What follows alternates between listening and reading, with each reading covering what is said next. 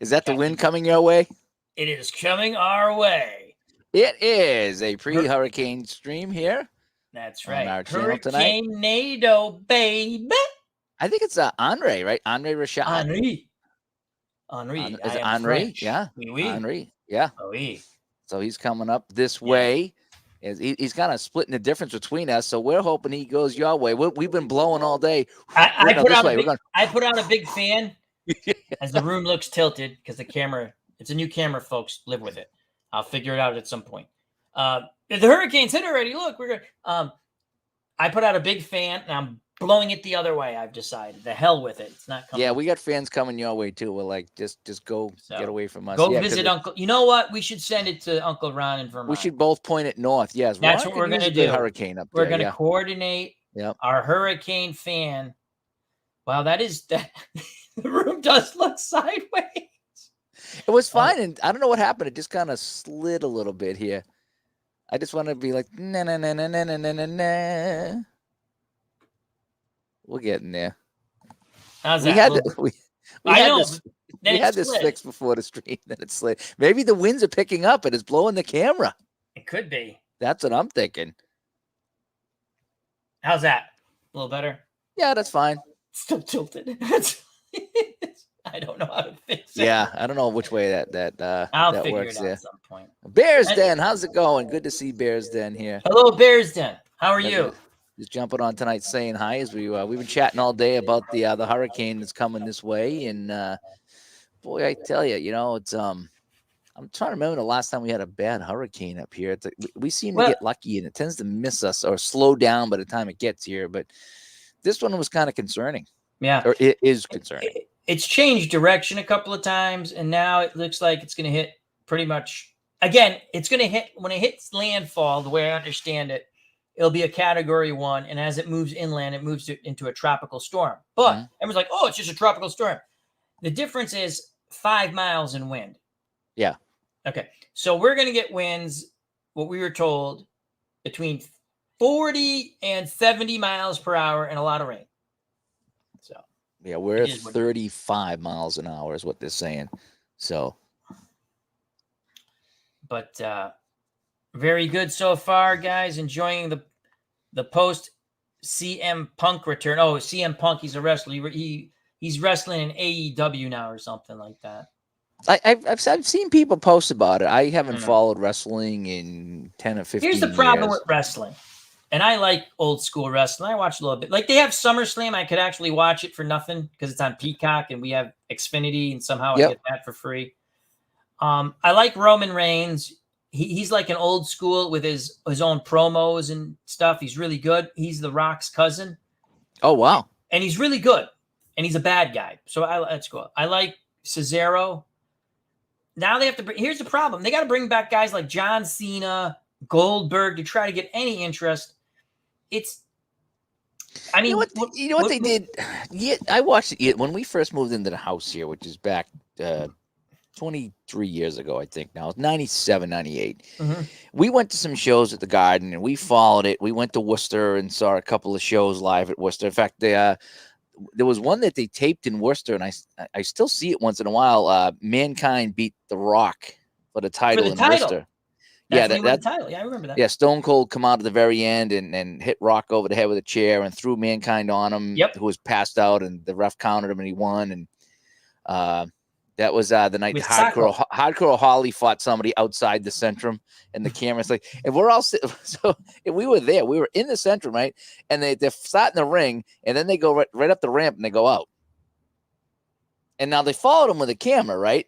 And they're going through the Centrum and they're going out the door, and then they went right out on the street, like the back street next to the Centrum, right? And they're fighting in the street, and so they're literally outside the arena, which was great for everybody except the people in the arena. We're all like looking around at each other like there's nothing to look at. We got to watch the TV screen. There's nothing going on in the ring right now. We could have all got popcorn and not missed anything because there was nothing going on. That was the hardcore title where anything went.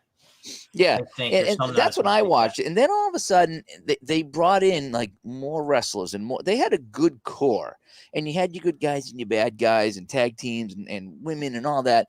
And it just seemed like they went from 20 wrestlers to 50 wrestlers. And it was just so many of them, and I couldn't.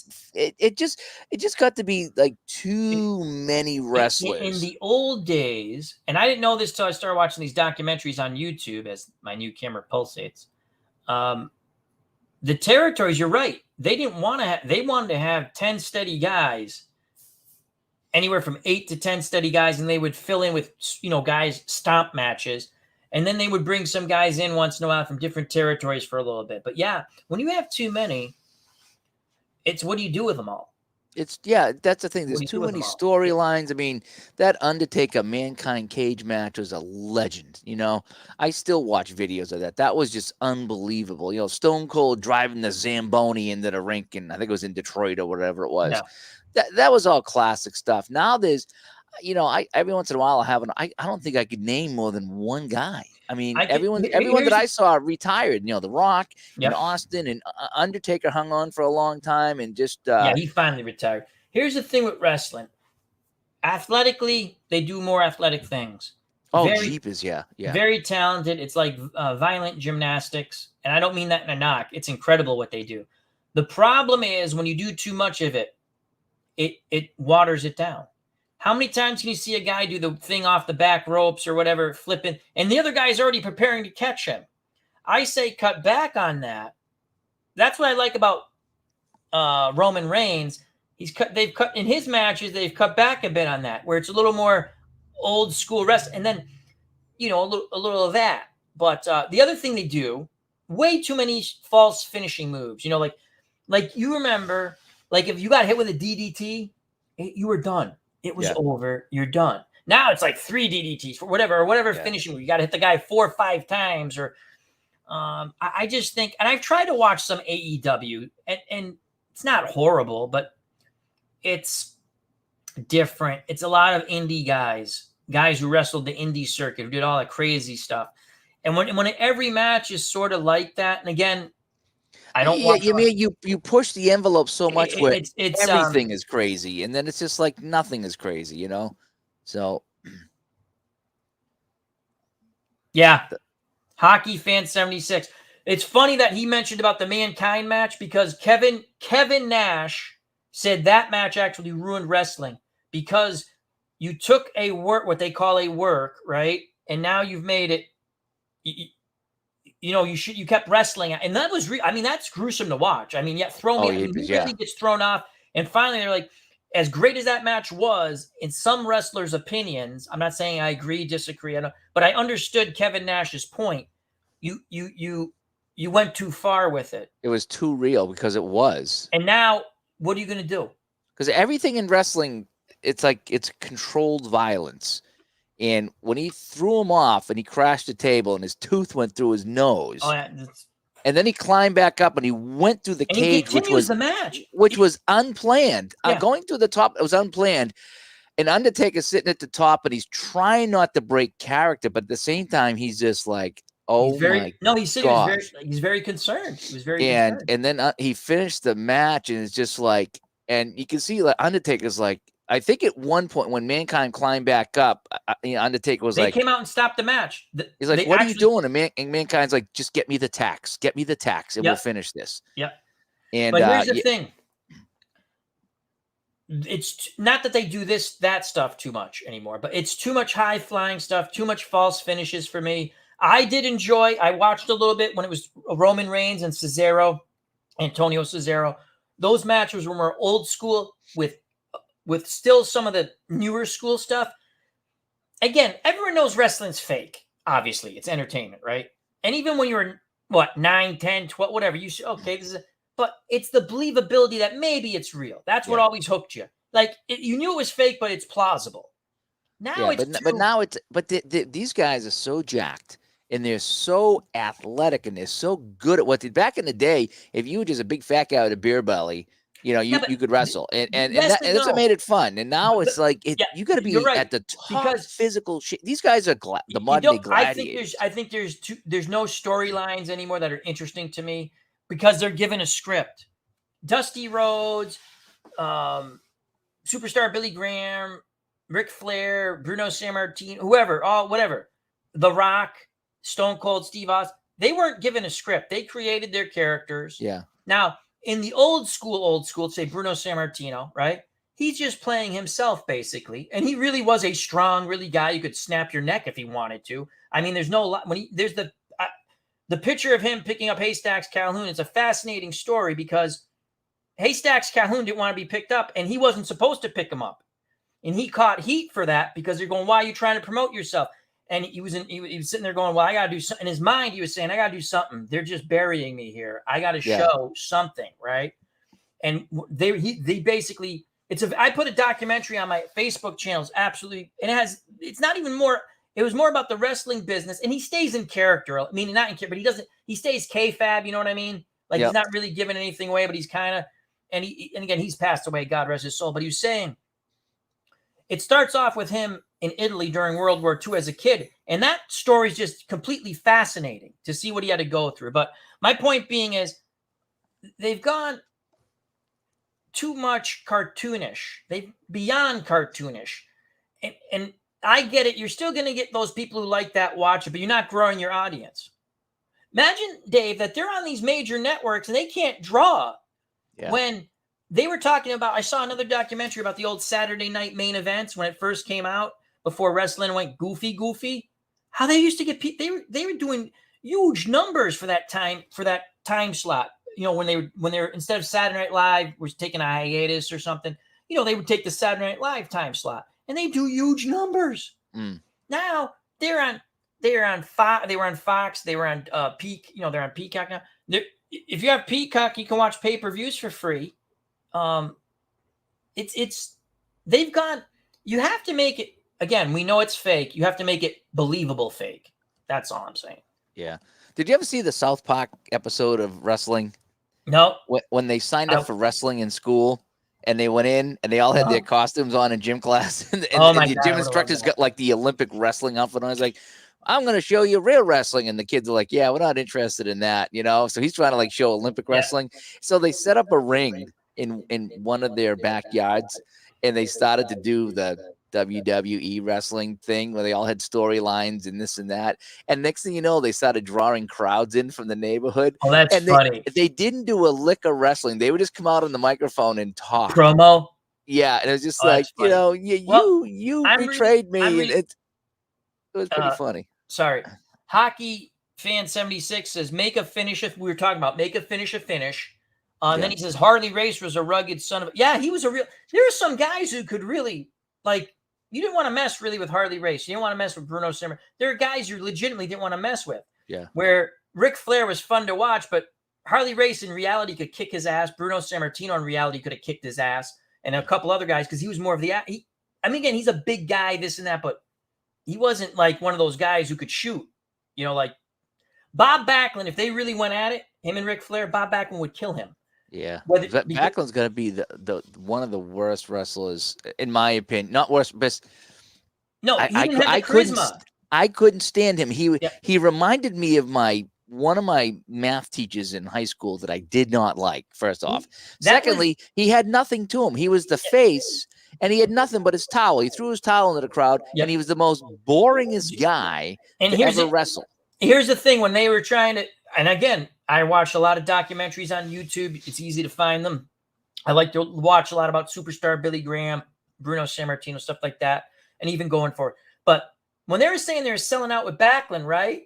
That brief time period, Bruno Sammartino and especially Superstar Billy Graham, because he lost the title. So again, it's fake. We know that. But he couldn't understand. I know I've shared this story before. I'll share it real quick. He went to Bruno. They're wrestling the Spectrum, right? Now, Bruno's he doesn't want to win the title back, right? He's happy with what, because he wants to be phased out. He doesn't want to wrestle anymore. His back was hurting him bad. And he tells him before the match, right? He goes, like, again, just talking, I got to drop the title to Backlund on Wednesday. He goes, what? He goes, why? We're all making money. Because that's what it's about, making money. Yeah. He goes, we're selling out all over the place. Me and you and Puts. You know what I'm saying? We're all making. Bruno had a little bump from that. He didn't buy into the WWE now WWF because they wouldn't show him the numbers and stuff. Instead, Gorilla Monsoon bought in. But he couldn't understand it. So Billy Graham pitches the idea. He goes, hey, Bruno, why don't I lose it back to you? Oh. And he goes, Bruno thought about it for like a couple of minutes. And he goes, no, we can't do that. He goes, instead of like, because the way when Billy would beat Bruno, it would be, he'd beat him, but it'd be not beat him. So they always could come back. But so when they were loading up Bob Backlund, right? They were loading the cards. And he goes, Backlund didn't even wrestle towards the end. He wrestled somewhere in the middle because the main event would be superstar Billy Graham and San Martino, or superstar Billy Graham and Putski, I guess they wrestled. You can find some of those matches. I found a really good match with Putski. Backlund was boring. Yeah, maybe and superstar Billy Graham was great. He was so good on the mic. And that's when he came back. That's when I didn't like that, but yeah, he was. I liked him as superstar, and he'd be like, too sweet to be sour, the man of the hour, the man with the power, superstar Billy Graham. That's.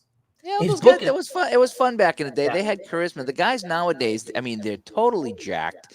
They can do some incredible stuff, but it's just for me, it's too much though. It takes. Don't you? Okay. Okay. Basketball, when they first did the dunk contest and the 3-point contest and stuff, we were like, oh, that's cool. That's cool. And then how many dunks can you watch? Yeah. It's the same stuff. Yeah. Yeah, it is. It just seems like, I mean, at some point you run out of things to do. It's just so what to me, and I think maybe you for wrestling, and we just started talking wrestling. The stories did drive it in a way. The character, the way when they changed George the Animal Steel into like the Hunchback of Notre Dame type of guy where he was a good guy and he liked Elizabeth, that was fun. That was cool. It's fake, but it's like, hey, that's an interesting storyline. How many times can you see triple threat matches are the dumbest freaking things they've ever invented? Yeah, I don't like them. I don't like those. What I do like with Roman Reigns, some people don't like it. When he wins, now he sort of wins legit, meaning he wins the guy. I like that. I want to see. I don't want to see cheating constantly. It's. I don't know. Wrestling could. It's tough because it's out of the. What's the phrase? Genie's out of the bottle. Yeah. Like I said, I haven't watched it. I mean, again, I'm not the demographic anymore. I mean, if there's people watching that enjoy it, good for them. Oh, absolutely. I watched it as a kid. I watched it right up till I was, 20 years ago, into my 30s. Then I just same thing with me. It just kind of, I don't know. One day it went a little glam for me, and it got away from what I was enjoying. And I like DX and all those guys and Shawn Michaels, and I still do. And I'm glad like some of the wrestling games I got have these characters that I can play. Because if this was the current wrestling season, I wouldn't know anybody. No, again, these are the guys I like currently, and I don't watch a lot. Roman Reigns, Antonio Cesaro, the NWA guy. Out of he's the NWA champ. He's an English guy, and you can see some of the matches on YouTube. You have to actually buy, and I won't do it. You have to pay a monthly thing to their own personal channel to get their matches, but they put them up here or there on YouTube. I can't think. Nick Aldis, I think is his name. I like him because he looks like old school type. I mean, he's got a good physique, but the promos are old school. He would have, to me, and some people don't like him, but it's old school. It's more old school. It was just finally back in the day. It's like it's the British Bulldogs taking on the, who's the guys with the shoulder pads? The Road Warriors. They're both Road Warriors. Away. Yeah, that was good stuff back. You want to have, oh shoot, what the hell are they called? It's Stan Lane and somebody, and I can't remember the name of the tag team, but the stories with them in the Road. I mean, like the politics of them in the Road Warriors. Where they're supposed to, the Road Warriors are supposed to put them over with the crowd, right? And they're good guys, but I'm talking about the other, I can't think what the hell they're called, but they're like pretty boys. Stan Lane and Kern, I think was the other guy's name. Dan Kern, Dave Kern. Again, I probably got the name wrong. And so they're supposed to get put over, right? Rock and Roll Express. Were they the Rock and Roll Express? I don't think they were the Rock and Roll Express then. Who were the Rockers? That was Shawn Michaels. That was Shawn Michaels and Marty Jannetty, which was a ripoff of the Rock and Roll Express, which was a ripoff of the other one. These guys were the Fabulous Ones. I think they were the Fabulous Ones. You have to look up on YouTube, Fabulous One Road Warriors, and you'll get the match is okay, but listen to the story, then watch the match.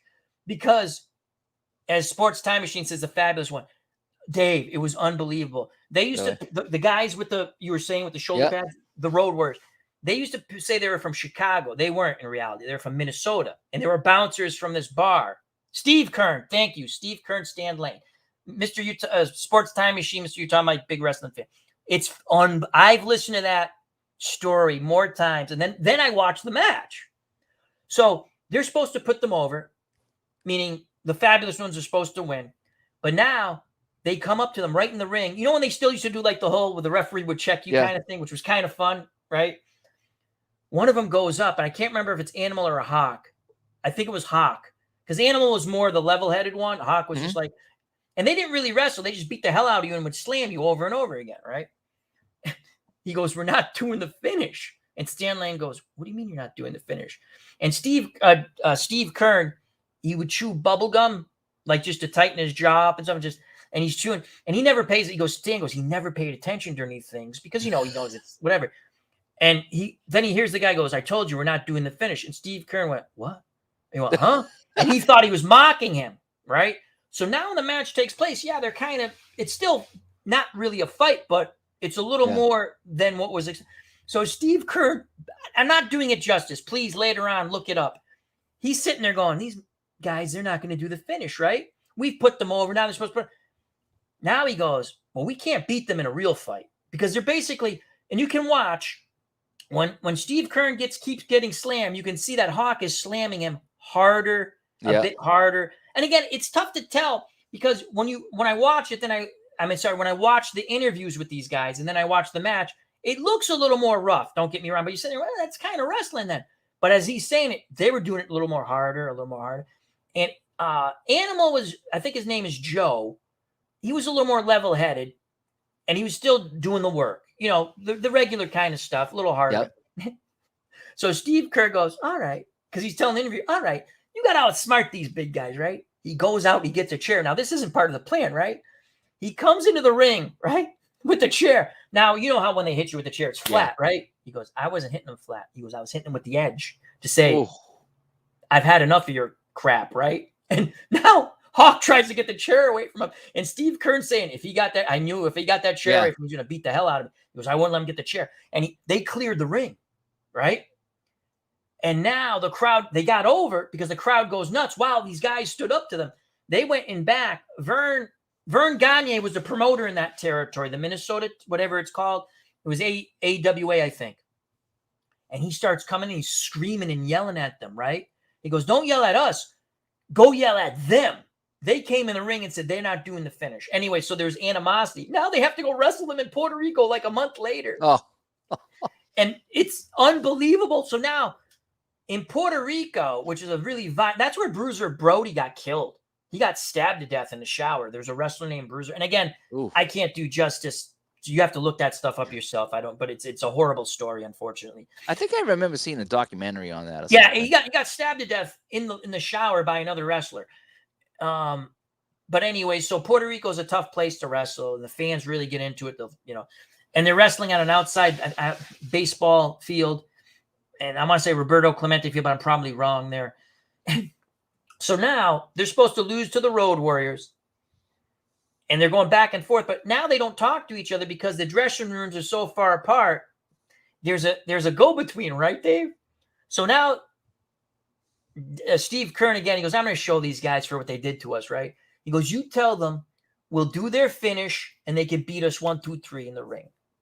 But they got to sell for us, meaning they never sold. Like they were supposed to sell for them in Minnesota, right? Like when they get hit and they just would sit there and look at it. It didn't phase us. And they're like, Jesus Christ, right? So he goes, they never sold like they really did so they're selling. And he told Stan Lane, he goes, listen, get your bags ready. He goes, why? He goes, just follow me. When I say go, we go. He goes, what are you going to do? I'm going to tell you what we're going to do. The Bushwhacker. You remember the Bushwhackers? Oh, yeah. They were, the Bushwhack, and I think they might have been called the Sheep Herders too, or something. Was it Bo and Luke? Yeah, I think that's right. So they're the promoters of this in Puerto Rico. Jesus. They're promoting these shows, right? Now, the Fabulous Ones are supposed to come back 2 more times, so 3 times in total. So he goes, it's a great story. You look it up, people. It's so much fun. If you're a wrestling fan, I think you're fine. He goes, get your bags ready. When the Sheep Herders or the Bushwhackers, I can't remember, when they come out, we're going to jump and attack them. And we're going to get counted out of the ring fighting them. And we're going to fight our way back to the dressing room and get the hell out of here. Oh, no. So now they're having a good match, right? And he goes, and Steve Kern's laughing in this. Again, he's older. They're older now, right? They haven't wrestled in years, right? And he's laughing. And Steve Kern almost doesn't even, because he has short hair and it's not blonde, bleached anymore. He's a grandfather. And he's laughing. He goes, I can't believe how much they're selling. And it's a good match back and forth. And now here come the Bushwhackers, right? And they jump on them and they start, because the Bushwhackers, they're supposed to come back and wrestle the Bushwhackers in the next one. And that's that's the build-up to get the fans interested. And they're supposed to just jaw back and forth. That's all. They go down out of the ring. They start fighting. And the Road Warriors are sitting in the ring going, what's going on? And now he goes, they start moving them back and they're fighting back. And now the crowd kind of builds in behind them, right? So now the Road Warriors, even if they can't get to them.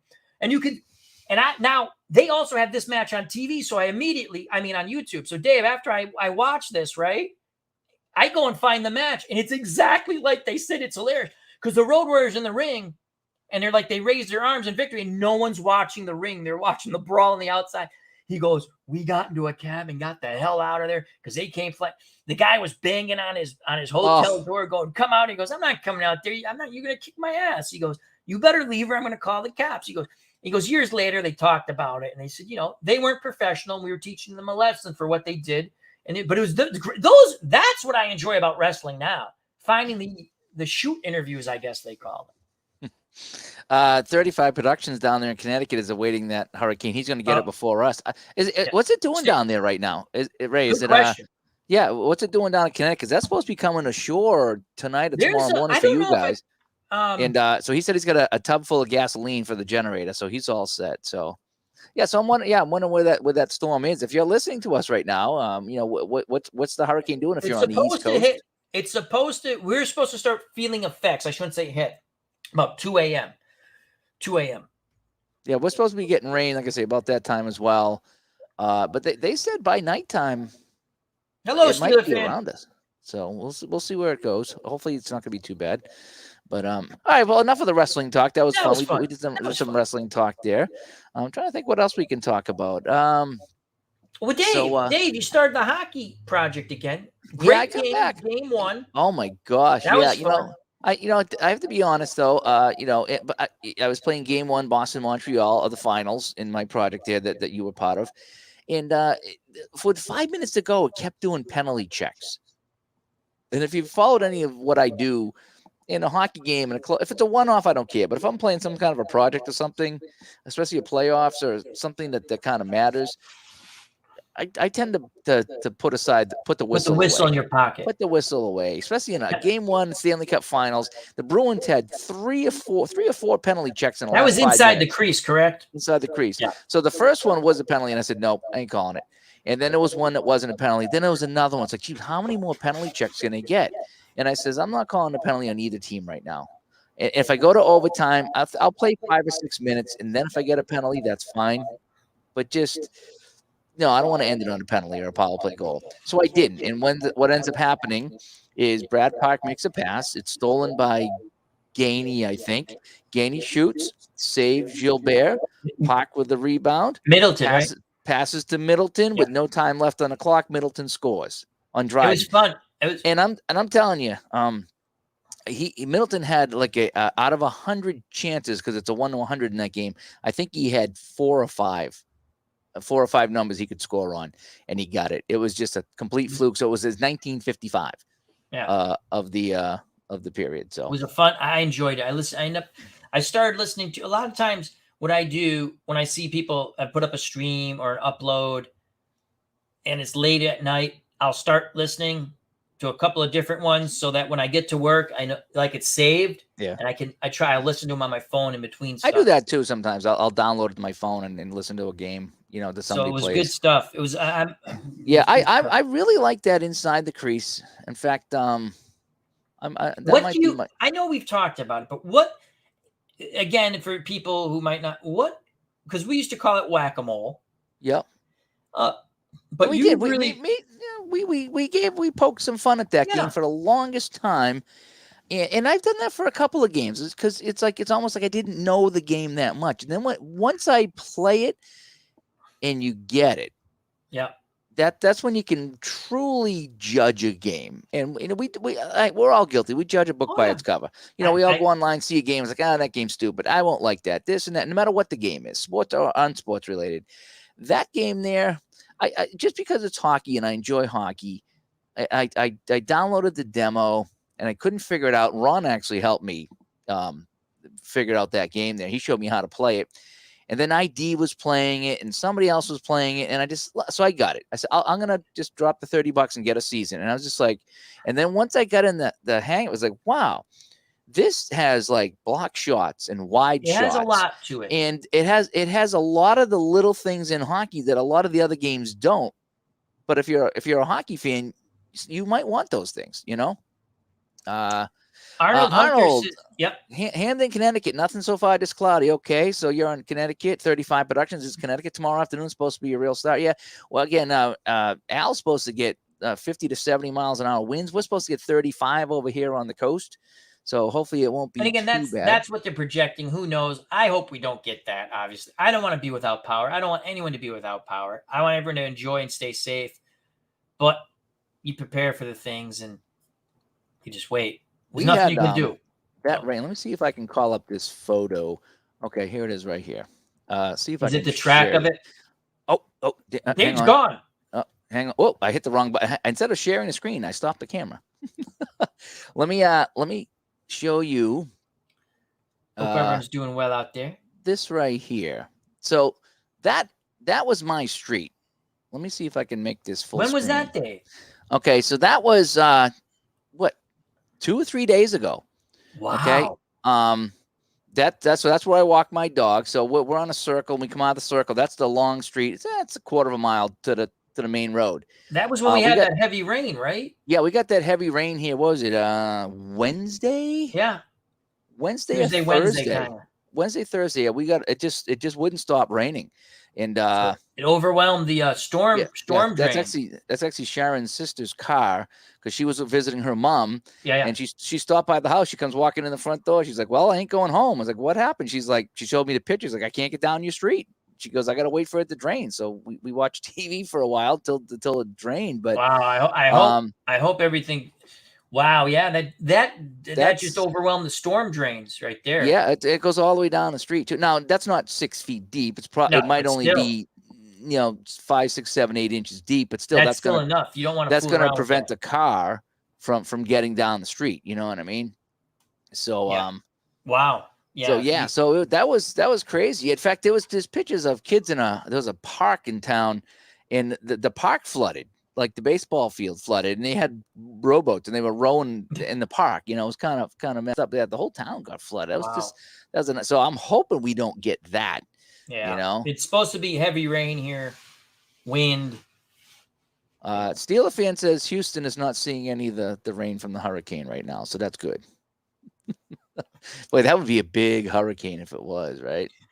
That'd be like Sharknado. Yeah. Type. Sharknado, one of the worst movies, but yet enjoyable. It's so bad, it was enjoyable. Yeah. That's like the one where Charlie Sheen is president. Machete kills, and that's all he does. I think it's actually called Machete. Another horrible but yet fun movie. Yeah, right. Getting back to Danny Trejo, yeah. Getting back to that game though. Yes. There's been a handful of games that it didn't look appealing to me, and then once I got my hands on them, it really I just grew on me. Some games grow, like Apple Hockey grew on me. The first time I played, I was like, it's okay, but it's a little confusing. And then for some reason, you watch some videos and you get that second second interest, and you're like, okay, let me take a look at this again and give this a go. And then it's been a few games like that I had no interest in, and then I went back and then like, okay, this is fun now. You have a little more patience for that. If I don't I don't get a game right away, or no, I just don't actually, like I it. don't. Actually, Well, I don't. I would say you do because you went back to it. I think it's just the hockey, because I am very impatient. If I don't get a game right away, I'm on the phone with Ron. Ron, this game sucks. You're right. I can't get it. And then he'll be like, well, let's take a look and see what you got. And then sometimes a fresh pair of eyes on the instructions will clear it up, because sometimes I'm reading something and he'll say, oh, no, it means this. Yeah. But he'll say, but I can see why you would think it was this, because this makes no sense. This does. Yep. I interpreted the rules like this, and he's like, no, go this way. Oh, that makes more sense. That's more fun. And so, yeah, if I don't get it right away, I tend not to like a game, because we talked about that, first impressions. We did a show on first impressions. That's very important. Having good directions, some examples of your gameplay, and then you want to hit the ground running. If the game is too complex and you can't get it, then you're never going to play it. Or it's going to be a while. But we've discussed this with me with a lot of quote unquote quicker play games. If I don't get that with the first time I read the instructions, you know what I do? I put it aside. I'm like, I got lots of other games to play. Yeah, I'm the same way too. If I don't get it, then I'm like, I'm going to go do something else, because I want like I said, our gaming time is precious. And if you're going to sit there all night trying to figure out a game and you just don't get it and it's not fun, and then you're like, man, I could have played something fun. But at the same time, if you don't do that, then you never, ever learn a new game. And I do. Here's the thing with me now. I like to sometimes get new games, more PC-wise, because it's a quicker thing to do. Card and dice or chart and dice, I'm a little more leery. I like watching people play shootout hockey, and I keep looking at it. But I have other games that I'm sitting there going, I need to play this more. Not because I need to. I enjoy certain games like Glory Days Boxing. I want to play it more, not necessarily stream it. But I just enjoy. I'm a boxing fan, so like Dave's a hockey fan. I buy boxing games. Okay. Yeah, I'm wondering if you tried shootout, what you would think of it. I mean, I think I would like it. I just have to be ready to buy it because I want to play it. I don't. Yeah. I've bought games that are good games. I played a bit and I put them aside because I'm like, oh, I'm going to do a project with that, and then I'm playing either Pine Tar or which again a game I enjoy. Or Glory Days Boxing, which I just got my featherweight set in here. Flyweight set, flyweight in here. And I just like Strat. I like Strat baseball card and dice. Those are I like those games. I like playing them. There's some people like to play a lot of different games. That's cool because they show you games, and you should be so great. You should be happy there's people like that out there. Like Dave will show you a lot of games. Oh God, my brain just went dead. Kurt Berglund shows you a lot of baseball games. Yeah, ID plays a lot of games. ID plays a lot of games. CNT Card TV, Tony. They're showing you a lot of different games, and there's other people who do it also. And I apologize. So that's helpful. Dave's right. That is helpful because you look at it and it piques your interest and you try it. But Dave, I'm totally on board with Dave. The instructions, you got to be able to show some gameplay or explain it. And then you have to have good instructions because you were talking about a fresh set of eyes looking at instructions or how to play. I have Dice Baseball. That's what it's called, Dice Baseball, from Gen 1400. Gen 1400, yeah. Not a bad game. Actually, if I had time to make some tweaks to it, could be a very good game.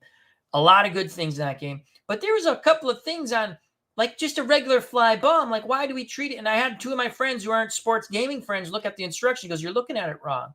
You're trying to use this because it makes sense, but it's not that. It's this. And as soon as they told me that, I'm like, and I was getting all frustrated. Like I hit this one snap. I'm like, I'm enjoying the game. And that's a game where I think you have to do a combination. I've seen people do it with other games, a combination of dice. I was trying to do everything with the dice rolling, but I think with this, it'd be better. I've seen people do a combination of dice and then use the action cards to like say this is where the balls hit and for other games. And I think that's the way you should play that. Also, what I don't like about instructions is a couple games I played that will have a scenario or some directions here, and then later on it'll be here and something will be different. Yeah.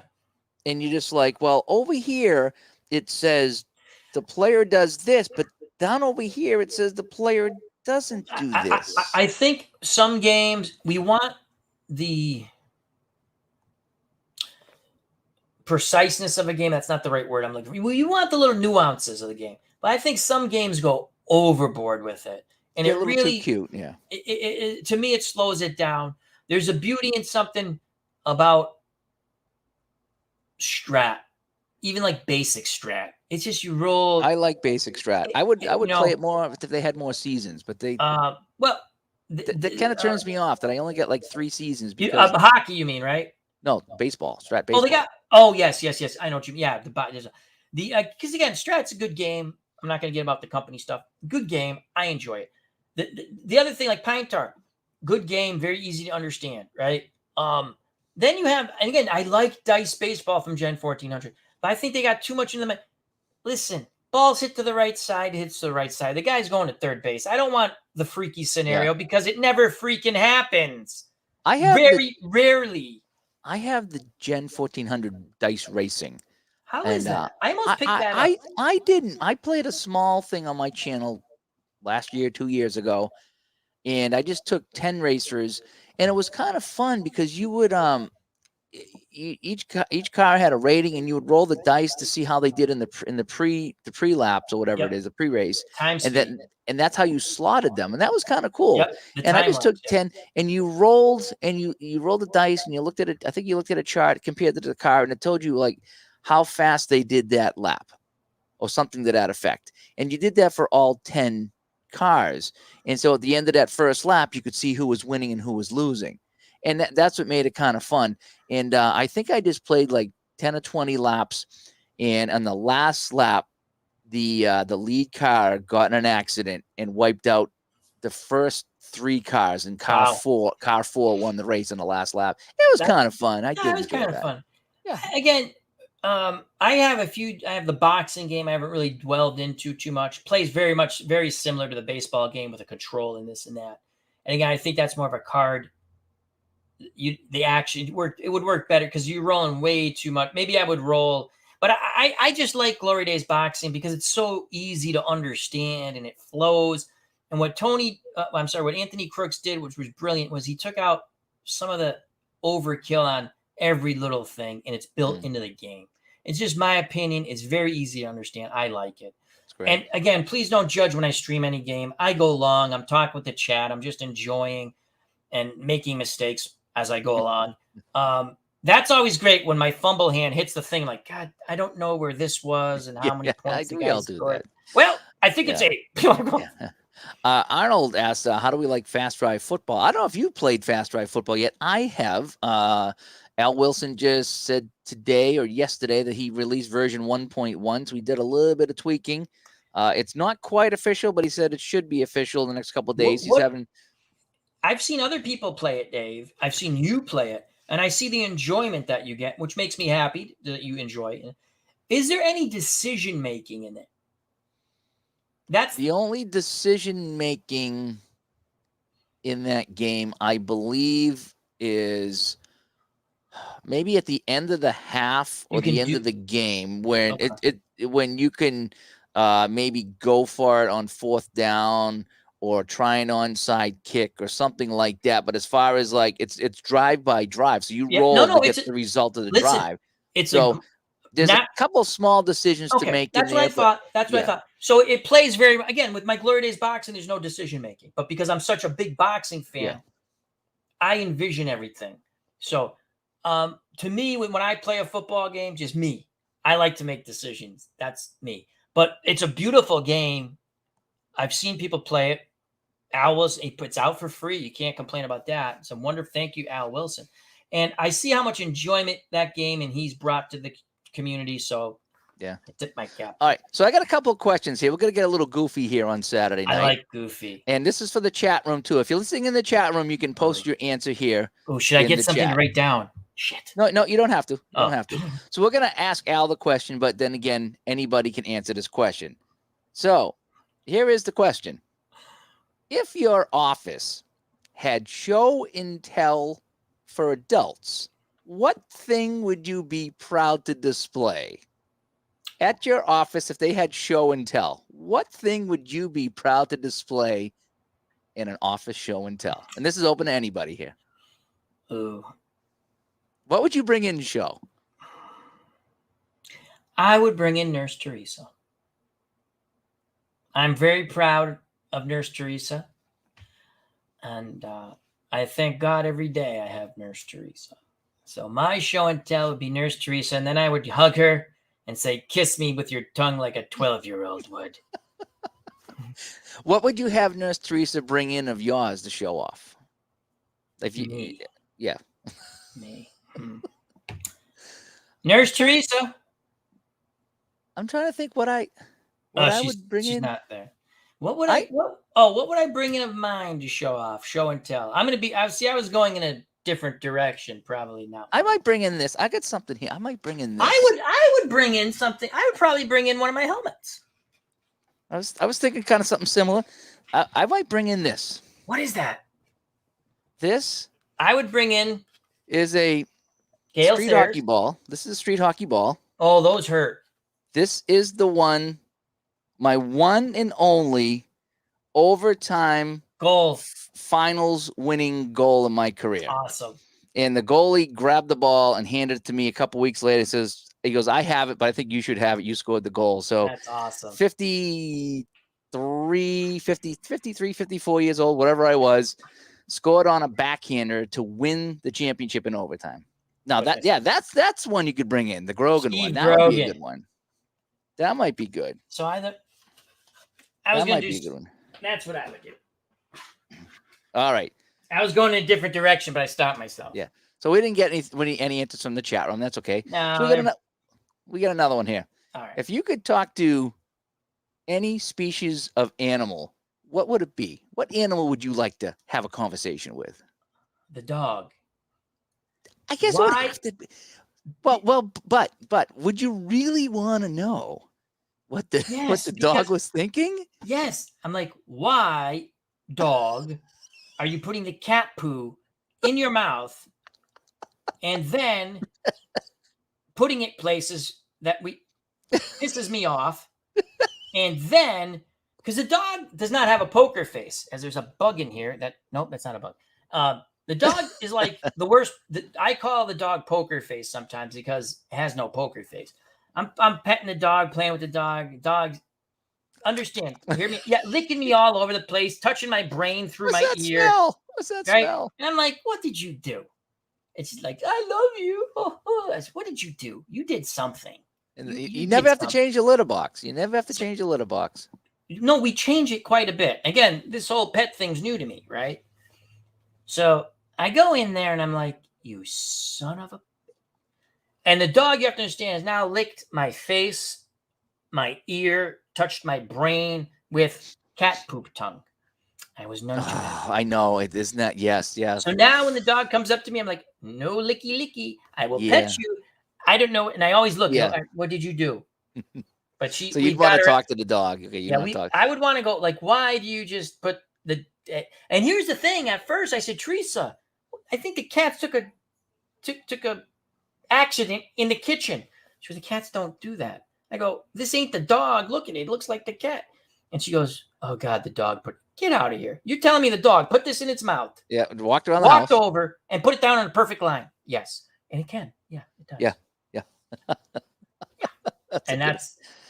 So I'd like to ask the dog, who we constantly feed, why do you act like we don't feed you? I think if I had to choose an animal or a species to talk to, I want to talk to a fly. A fly on the wall. And I'd be like, when you're in my house and I open my window to give you your freedom to go out back into the world, why do you buzz around and not go out? Why is it you want to stay in my house and die? That's a good point. I agree. Here it is, buddy. I'm not going to swat you. I'm not going to kill you. Just go right out. I'm helping you. Here's a way, and you won't go. Why do you want to die in my house? You ever get like you open the door to try to get it out and two more fly in? Oh, yeah. And now it's like, I'm going to so torture you before I kill you bastards. The best thing, when I was a kid, I worked at a restaurant. Yeah. And when we would go out the back door to throw the trash in the dumpster, there was a fan. Like, as soon as you open the door, this fan kicked on and it blew air out, so flies couldn't get in because they couldn't fly through the wind. Yes, it was I was like, I got to put one of those in my house.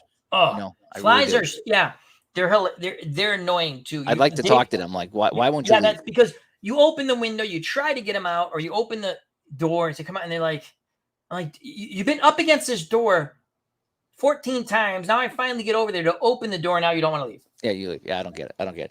All right, next question. Yes. What Guinness World Record do you think you could break? None. You know what my favorite, remember, did you used to get the Guinness Book of World Records? Oh, yes, every year. Yes, we did. Whether you bought it or took it out from the library or whatever. Remember the two fat guys sitting on the motorcycles or whatever? Like, they were like the two fattest guys. But yes. They were twin brothers or something. Yep, fattest twins, yep. Oh, God, I don't think I could break any record.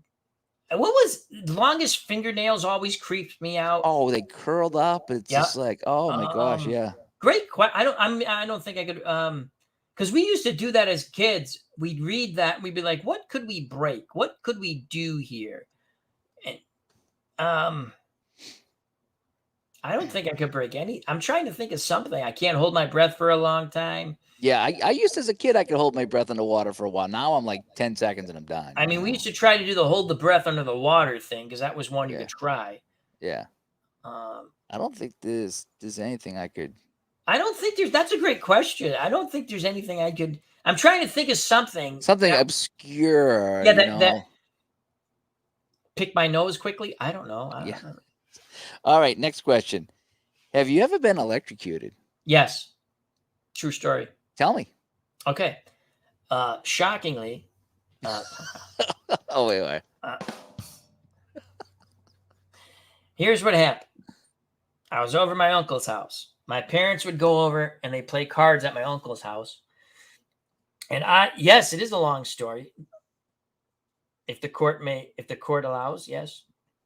So I'm filling in for Uncle Ron Juckett, I guess, right now. And I was downstairs playing with the dog. And I remember my mother going, you remember those green rubber boots? Because oh, yes. She goes, I don't want you to get your socks all dirty. So I'm like, it was winter, right? So I put on my green rubber boots now because they were, so I put them on. I'm down there playing with the dog and we're playing in the cellar. And I'm playing James Bond. And I had, the tape measures, the metal tape measures. True story. And I'm doing things with the tape measure. I'm like, we've got to get this door open. And the dog's looking at me like going, I wouldn't do that if I was you. The dog's like, don't do that. This is where the dog wanted to speak to me. The dog's sitting there going, don't do that. That's not a good idea, Al Red Sox fan. Young Al Red Sox fan, do not put that metal in that socket. And I'm like, I'm going to jerry rig this and I'm going to pop this door open. I'm just talking to myself, playing as a kid. Well, when kids, people at home, don't do this because I know for a fact. Do not take a metal tape measure. The ones that slide back and forth and then you hit the button and it goes right back in. That's tape measure, right? Don't stick that into an electrical socket. The only thing that probably saved Al Red Sox fan life or really were those stupid green no kidding. boots. Yeah. I'm not lying. This is a true story. That thing, the dog starts barking at me. The house flickered because I jammed that thing in the socket. The thing went boom. It burnt it right back to my thumb.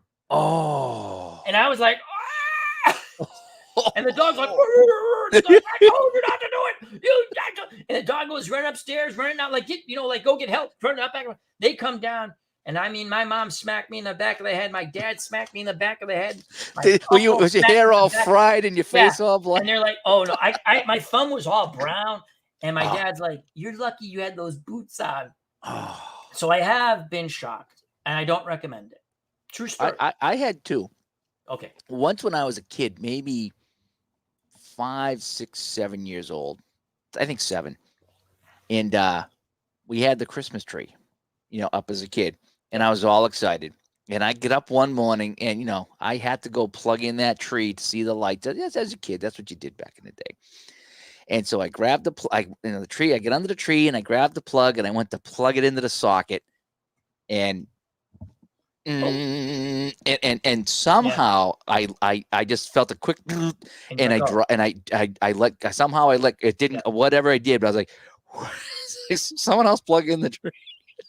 I did. It scared the crap out of me as a little kid. Oh.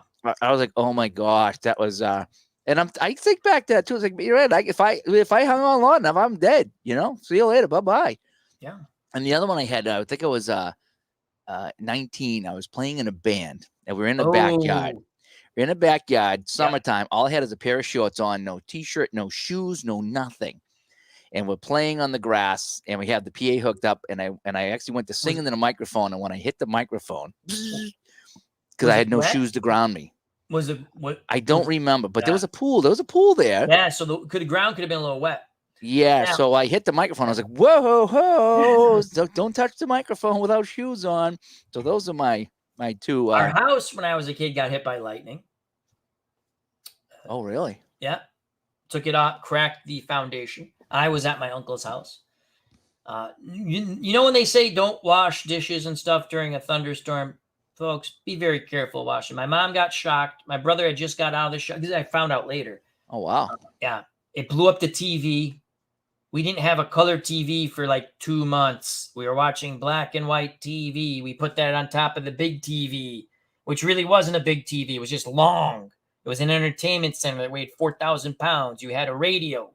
You had the turntable, the record player, and you had the TV in the middle. Those are my electrocuting stories. All righty. What slogan or jingle got stuck in your head forever? Oh, that's a good one. Boy, there's so many. Yeah, I'm the liberty, liberty, liberty. I'm thinking Alka-Seltzer. Plop, plop, fizz, fizz. Oh, what a relief it is. Right? What about this one? Heinz. Anticipation is making you wait. Yeah, okay. I remember that one. They're waiting for that ketchup to come out. That was another good one. Yeah. No, pop, plop, fizz, fizz, though. That's an excellent. As soon as you said it. But right now, it's the liberty, liberty, liberty. They got some funny ones there. Emu, mew, I love whatever the hell the guy. That's what I mean. They're my favorite. Yeah, Emu, they got some good ones those. Oh, what else is a good one? No, I always liked, and not many people remember this, but I always liked, well, my broker's E.F. Hutton. Oh, and yeah. E.F. Hutton says, and everybody What about this one?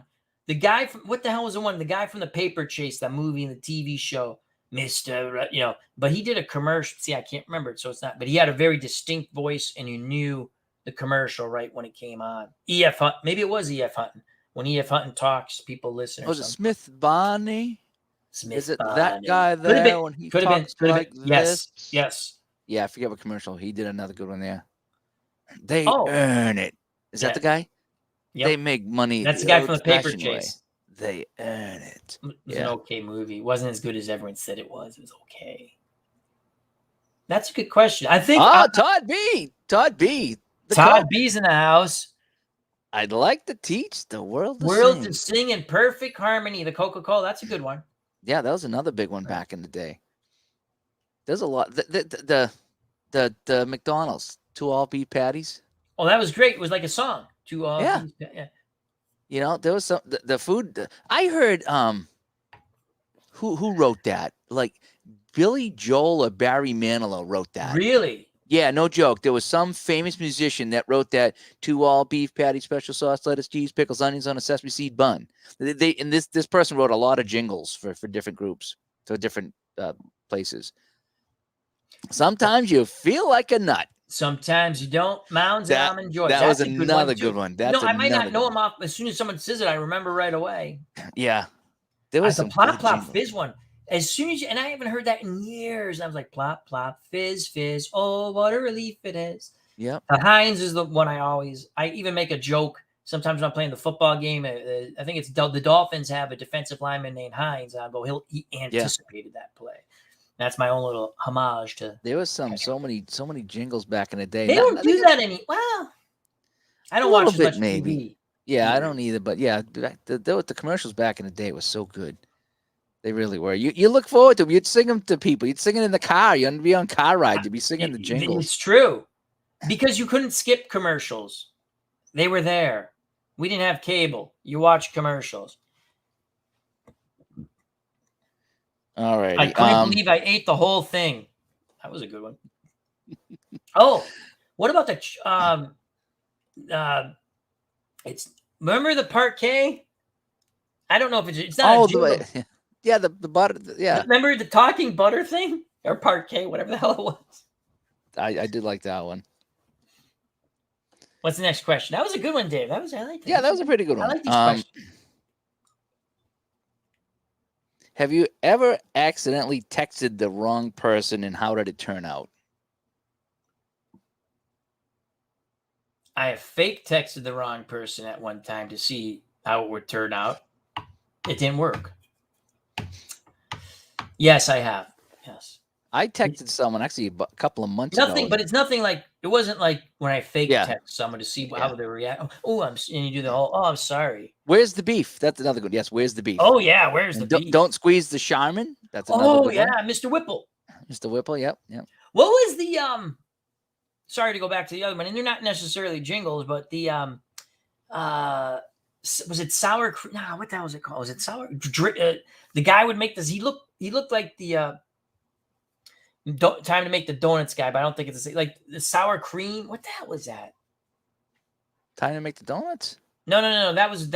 I think he looked. They're similar guys. Like I'll think of it, but it was like sour cream. It wasn't like not sour. Hey, honey, Teresa, what's the stuff you put? Remember the sour cream commercial? Was it sour cream? The old guy in the commercial. Peppered Farms? No, not that. I can't remember. What's the stuff you put on the tacos? Sour cream. Oh, it is sour cream. All right, sour cream. I can't think of the commercial though. How are you, honey? Dollop a daisy? No. Oh, Breakstones. Sour cream. Breakstones had a good commercial. Is that what you call it? Mm-hmm. Breakstone. I don't remember that one. That was a funny commercial.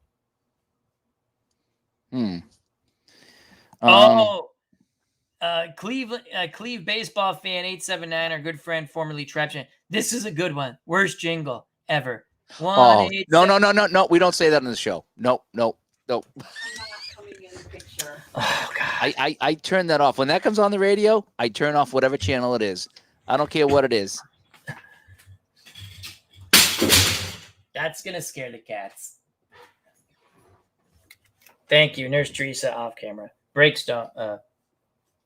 Nope, not ringing any bells. No, thank you, honey. I would bring you to work for show and tell. I told them. Oh, good. I would. Yeah. All right, here's another good one. It's a touching moment. If you had to teach a class on one thing, what would you teach? Sex ed. What? If I had to teach it, now I'll let you answer. What class should I teach to school? I said sex ed. Sports. But sex ed would be more fun. You would be a coach. I was a coach. I did coach. Not school, but like Sandlot. No, you can't do sex ed. I could do sex ed. Why can't I do sex ed? Teresa? Okay, fine. Honey? All right. What? Here's an easy one. What's the favorite thing you bought this year? Favorite thing I bought this year? What's the favorite thing you've bought this year? Oh, that's a good one.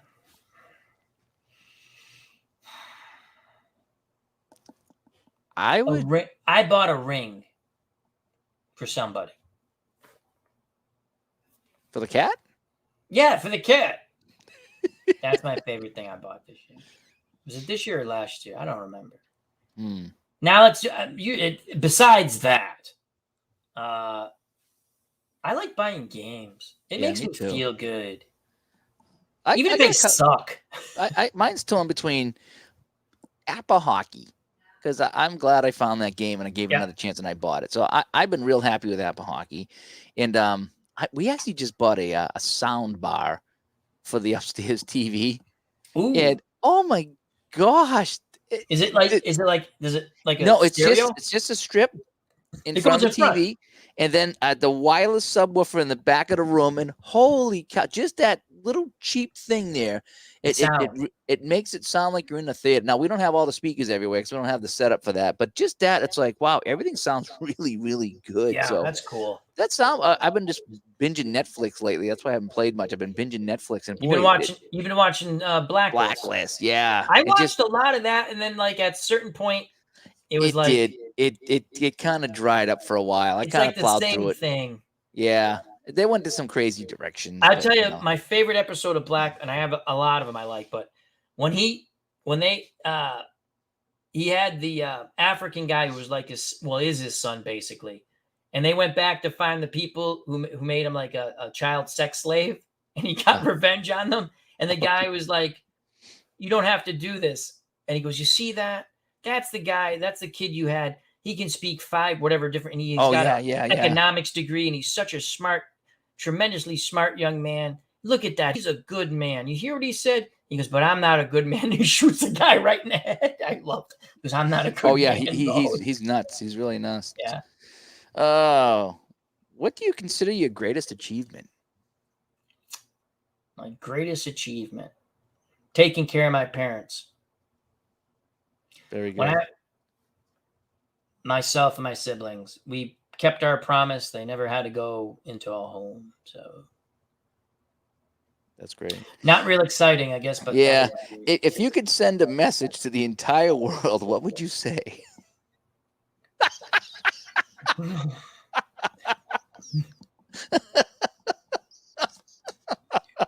Next question. That's only for certain people of listen, if I could tell the whole world, seriously. I tell everybody, just chill. That's what I mean by that. Just because let me tell you something. I don't want to get all blah blah. Live your life the way you want to live it. Treat people the way you want to be treated. Because I don't think anyone wants to be treated poorly. And live and let live.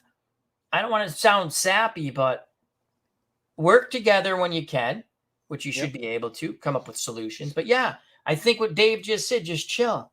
Way too much. Bill and Ted, be excellent to each other. Exactly. That would be the message. He said it much better than I did. Be excellent to each other. What technology do you wish existed? Invisibility. Oh, what would you do with invisibility? I'd see a lot of naked people. I would make a whole movie. You know that movie I See Dead People? I'd be like, You'd be in people's showers. I'd be like, what's that? Oh man. Invisibility. Did you ever see the Abbott and Costello movie, The Invisible Man? And I think I might have, yeah. The boxer was invisible, and they had Lou be the boxer, and the other guy's like, his hands were so fast you didn't even see him move because it was the other guy doing it. Yeah, invisible. That'd be kind of fun. Less the nuttiness. What's your reoccurring nightmare? Okay. I've not had two. The one that's more, I haven't had, knock on wood, not had a nightmare in a while. Thank God. Don't like them. They're not fun. No. I just told one to Teresa and Zach. I said, every once in a while before I've graduated college and stuff, and every once in a not recently, but it was a recurring one. I want to say in my early 30s or late, like early 30s, late 20s, when I was working at this company, I would wake up and I'd be like I signed up for classes and decided I didn't want to go. And I'm like, screw that. I'm not going to, they're like, withdraw or you're going to fail the class. I don't care. Right. And like, they came to my door and they're like, you have to give back your degree. And I'm like, what are you talking about? Well, you didn't come. I go, but I already have my degree.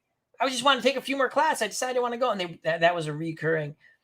When I was younger, it was the standard, and I'm not lying, you're in front of class in your underwear every once in a while. Oh, really? Yeah. So it's kind of... When I was younger, I had the Godzilla chasing me dream all the time, even to my adulthood. I had a similar dream, but I had two dreams that happened in a span close by. years ago. One was not a Godzilla, but a pterodactyl. I don't know what movie. I mean, I could have watched. What was that movie? Jurassic Park. Yeah, maybe I had watched that a couple of times, and I remember being in the jungle or whatever with my friends, and the pterodactyl killing them one by one. You know, like we're running and stuff. And they always, I guess they say, because I looked it up years later, that you wake up before you get killed or something. Yeah.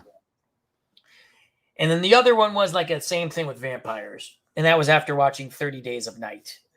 Oh, Jeepers. Yeah, that was a crazy movie there. Yes, the other one I have all the time is my car being gone and stolen. I mean, that's not fun. I actually had that happen. That's not. I have it all the time where it's like I come out of somewhere. It's like, where's my car? In fact, it got so bad that there was one dream that my car was stolen, and I got another one, and that one got stolen the next day. And I'm like, what's going on? 2 days in a row, 2 cars gone. It's like, this can't be happening. So I just have the car gone dream. Mr. Wrestling 2 has walking through overflowed toilet. There's a nightmare. You're in the toilet, you do your business, you at work, and you go click, and the thing's like, oh my God. Or you just do number 1. You know it couldn't have been you, and you hit the flush button, you know, the flusher, and then it's starting like. I've walked through someone. I mean, just in my jobs, I've walked through so many overflowed toilets. It's just, you know. So, let me see. Anything else we got going on here? If everything in your house had to be one color, what color would it be? Purple. I love purple. What about you, Dave? Orange. Orange is cool. I like orange. Either that or blue. I'm a blue guy purple too, but I like orange that we is have kind a of purple hinge on the side of here. Purple haze. I like purple. Purple's my favorite color. Color of royalty. What's the weirdest thing you've ever eaten? Weirdest thing I've ever eaten. It's called tripe, and I don't like it. It's cow's in stomach, and some people think it's a delicacy. I think it's disgusting. It's a European thing, an European thing, because other Europeans, if it's tripe in Italy, Italian, they call it tripe. It's cow's stomach, and my mom can make it smell so good because she'd make it with like a tomato sauce, right? And you'd be like, oh, that smells like, whoa. It was chewy. It was and it was old school eating, ethnic eating. And my parents loved it. And I was like, and I remember my brother's friend coming over, and he'd come over to eat a lot, come pick up my brother, and they're going out, and he'd sit down and he'd eat with us, right? And he would try anything. I'm like, John, don't eat. He eats it. And my brother's like, where's John? Because he comes out of the shower. He's like, oh, he's eating tripe. He goes, do you know what that is, John? No, what? It's cow's stomach. He goes, I don't care. It tastes good. And it's an acquired, it just, yeah. The only thing I had that was crazy, when I was a kid, I had frog's legs.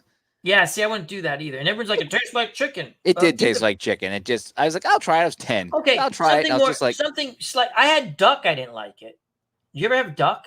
It's very gamey and greasy. Yeah. I wasn't a fan of it. Oh, Don says he's had chocolate covered scorpion. Ooh, Don. Crunchy, I would assume. I don't do that chocolate covered. Remember they used to do that like chocolate covered grasshoppers, dude. Yeah. I'll have chocolate covered nuts. Yeah, give me an M&M or something. Yeah, exactly. I mean, if you could jump into a pool full of something, what would it be? Women.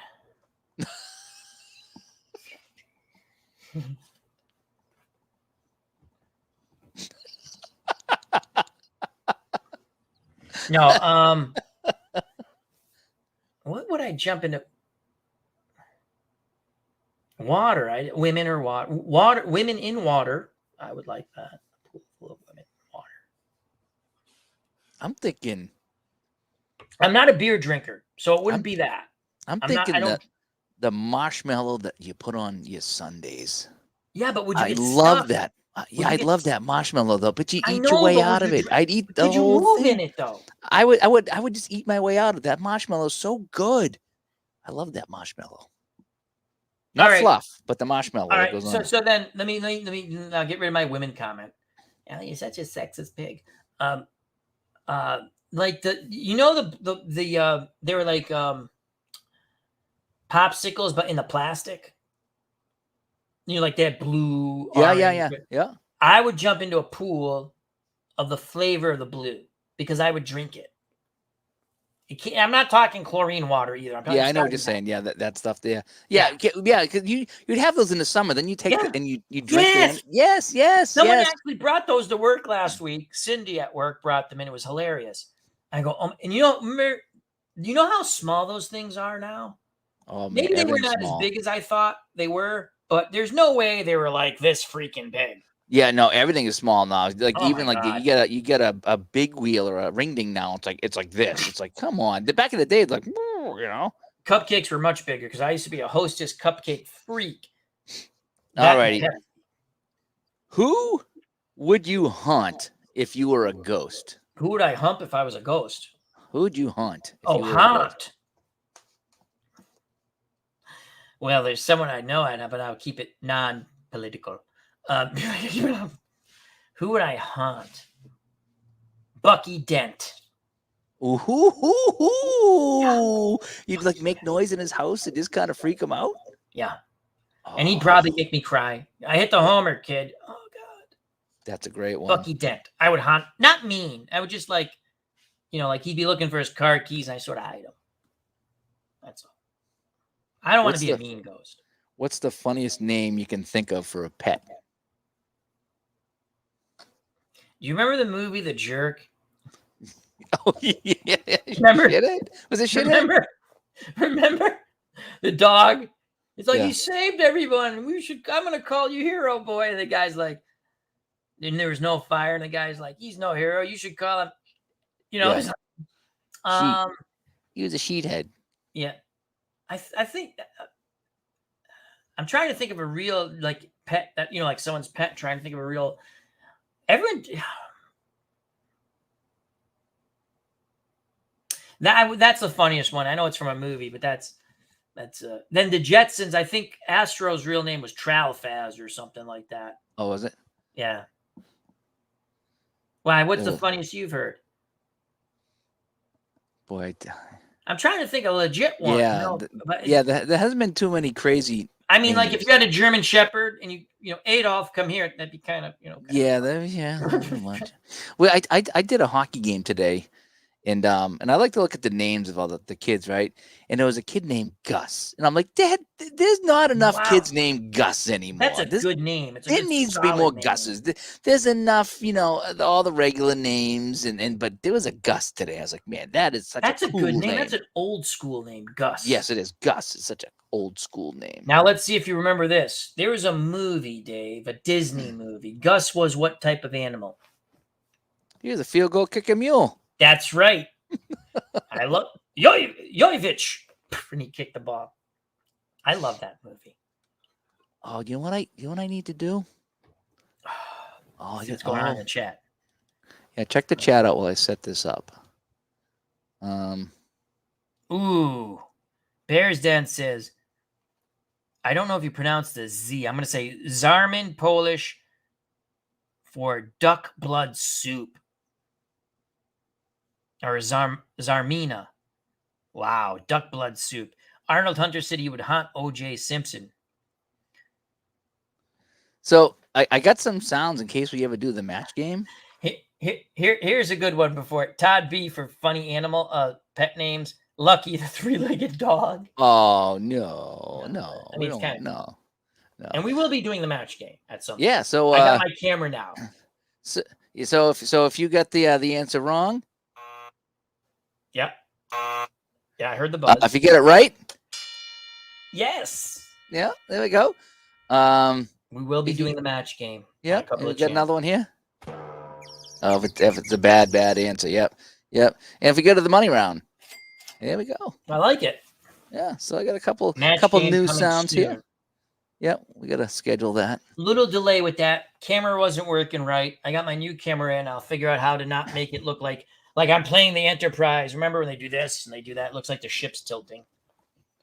So far, it's 9:45 p.m. No effect from Hurricane Henry. Not yet, yeah. What's the most awkward thing that happens to you on a regular basis? Farting. That's awkward? That's awkward? Well, it's awkward depending where you are. It's an art to fart at work. to squish it into your chair, to go over to the copier and make unnecessary copiers just because you have gas. And you're making 42 copies of nothing because you can't squish it in your chair, and you got to cover up the noise. And it is an art too. I don't know if you understand crop dusting. Like if you walk through other people's departments and you I'll tell you a funny story about that. Funny story. Absolutely. All right, we're getting late. We're getting silly, but we're gonna get whacked with a hurricane, Dave. What do you want? This was back in 1988. Yes. Right. I was in my 20s, and I was dating this girl in her 30s, and we went into a convenience store. We went into a convenience store, right? Yeah. And so we're in line, and there's like 2 or 3 women ahead of us in a small convenience store. Okay, it was small, but they had aisles of food you could buy or whatever. So she's in there and she's holding all the stuff, right? And she's kind of and I'm just sitting there next to her, whatever. And we're the last in line, right? So there's 2 other women and 3 other women in line, then her. Right? And it was bad. And I went boom, boom, boom, boom. I backed up and I went down the aisle, right? She starts going, and she turns to look at me. And you're gone. I'm gone. And the 2 women in line went, and they looked right at her. That's funny. And she's just sitting there with all the groceries. Oh, God. Looks at me. That's funny. I hate you. That's funny. Oh, Dave. my! That is what you call. That was had so funny. Excellent evacuation plan on that one. Oh man, that was so. I still laugh to this day. That's funny. Sitting there, and the women turned. They're like, "What?" It was bad. It was because really those bad. women thought, the flatulence was from the other one. That's pretty funny. I did that one time this year, and I shouldn't have done it. But we were in a store called Lechmere. I remember Lechmere. Remember Lechmere? That's how long ago this was. And I crop dusted and went along, and she came in behind. She looks right at me. She's like, "What did you?" To me, she's like, "You, I can't believe you."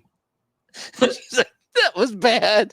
Todd B, that's the word. Exit strategy. Excellent exit strategy. I'll share one more last fart story because fart stories are fun. If you don't think they're fun, there's something wrong with you. Was on my first date years ago with this girl, and we went to this Mexican restaurant that I did not like. But she said, "You like, it's pretty girls." So, yeah, I'll go there. My stomach was killing me, Dave. Now, where I live, there's a sewage treatment plant that is known as Bondi's Island. Okay, and not in the area. I don't live like right near. And in the day, it stunk. I mean, you would smell it, and it was horrible, right? Yeah. And they had actually started to do it. They've redone it, so the smell is gone. Literally, it's incredible technology, right? But we're driving, and I can't hold. And I drive in my car, and oh God! And I let a couple of silent killers out. She goes, "What's that?" I go, "Bondi's Island," because we're going right by it. And Bondi's Island was up my ass. That's what it was, and coming out. And she's like, "I thought they started." I go, "Yeah, but still, it's still." So now we get to the movies because we're doing dinner and the movies, right? Standard first kind of date I do. And so I said, "Don't get out of the car." I had a Cadillac, right? Then love that car. Gangster white wall tires. It was sweet black. And I said, "Don't get out of the car. Let me open the door."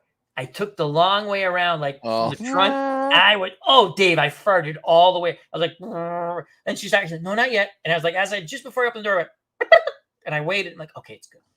She goes, "You're so sweet." She goes, "Wow, you can still smell Bondi's." I go, "Yeah, it's incredible, isn't it?" True story.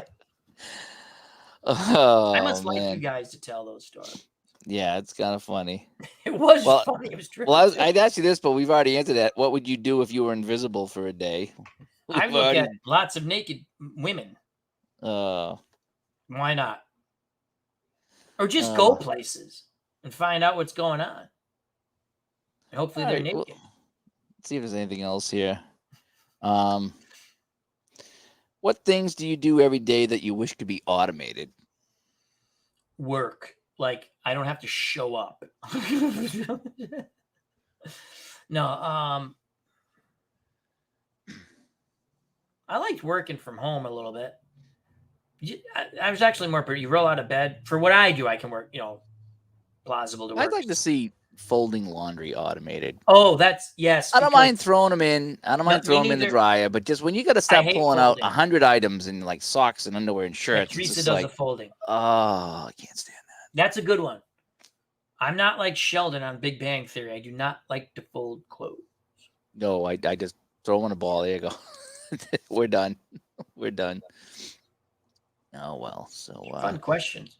Yeah, there's some fun little things there that I got there. So the digital to dice, boy, we had. Did you have an episode this week? No, we didn't. We were supposed to record one day. I checked.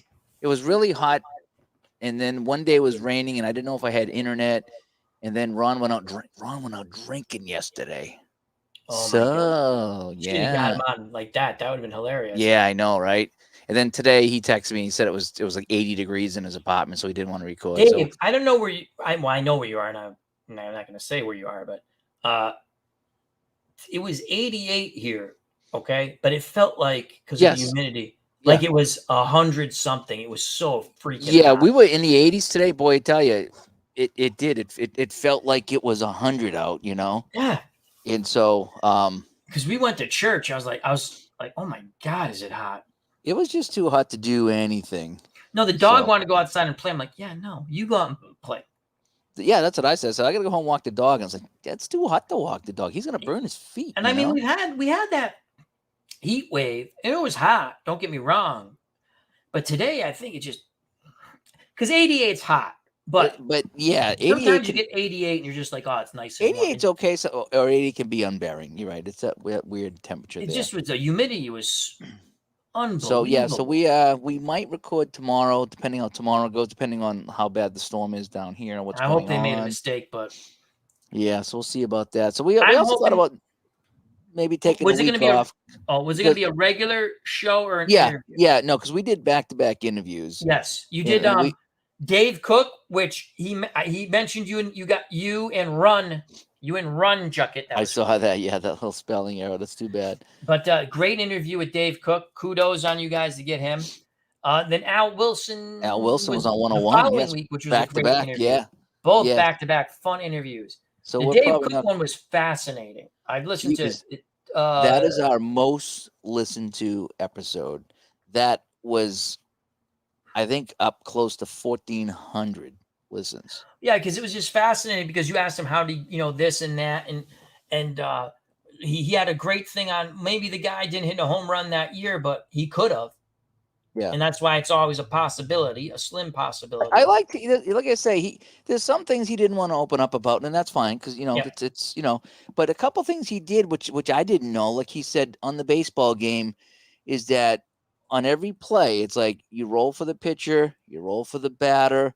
The ball's hit to the second baseman, you roll for the second baseman, and then you roll for the throw to first. So he says all that stuff's happening behind the scenes. And I didn't realiise all that, but I guess everything has something going on. Yeah, here's the thing. It is a stat-based or stratomatic type. It's not a video game. So some people think, is it a button clicker? Yes, but the sim engine's working in the background. So you can have an idea. You don't like that box that Ron showed us. I do, the percentage thing. Yeah, I don't want it. Actually helps me to pitch. It doesn't always work out the way you think either, because sometimes you're like, well, this guy has a 118 batting average possibility against this pitcher, and he doesn't walk. I'm going to just pitch, or I'm going to be aggressive. I want to go at this guy. But that, again, when you're aggressive, that bumps it up just slightly. And, the guy gets a double, and you're like, oh. And other times you use I like the action PC game. I wish for football they would add a little more to their animation to the chalkboard, something different than the squares or maybe helmets. I don't need to see little guys. I get that. Yeah. But their games are all good. I want to see replays on hockey. We mentioned that to him, and he wrote something down on the side. Yeah. So he was kind of taking notes when we talking to him. So that was we've talked about a redirect goal is awesome to watch. I know. I mean, you might sit there and go, Al, it's just no. To me, it's awesome to watch. Well, I told him that. I says, you play this hockey, and you said you have replays for every baseball play, you have replays for every football play.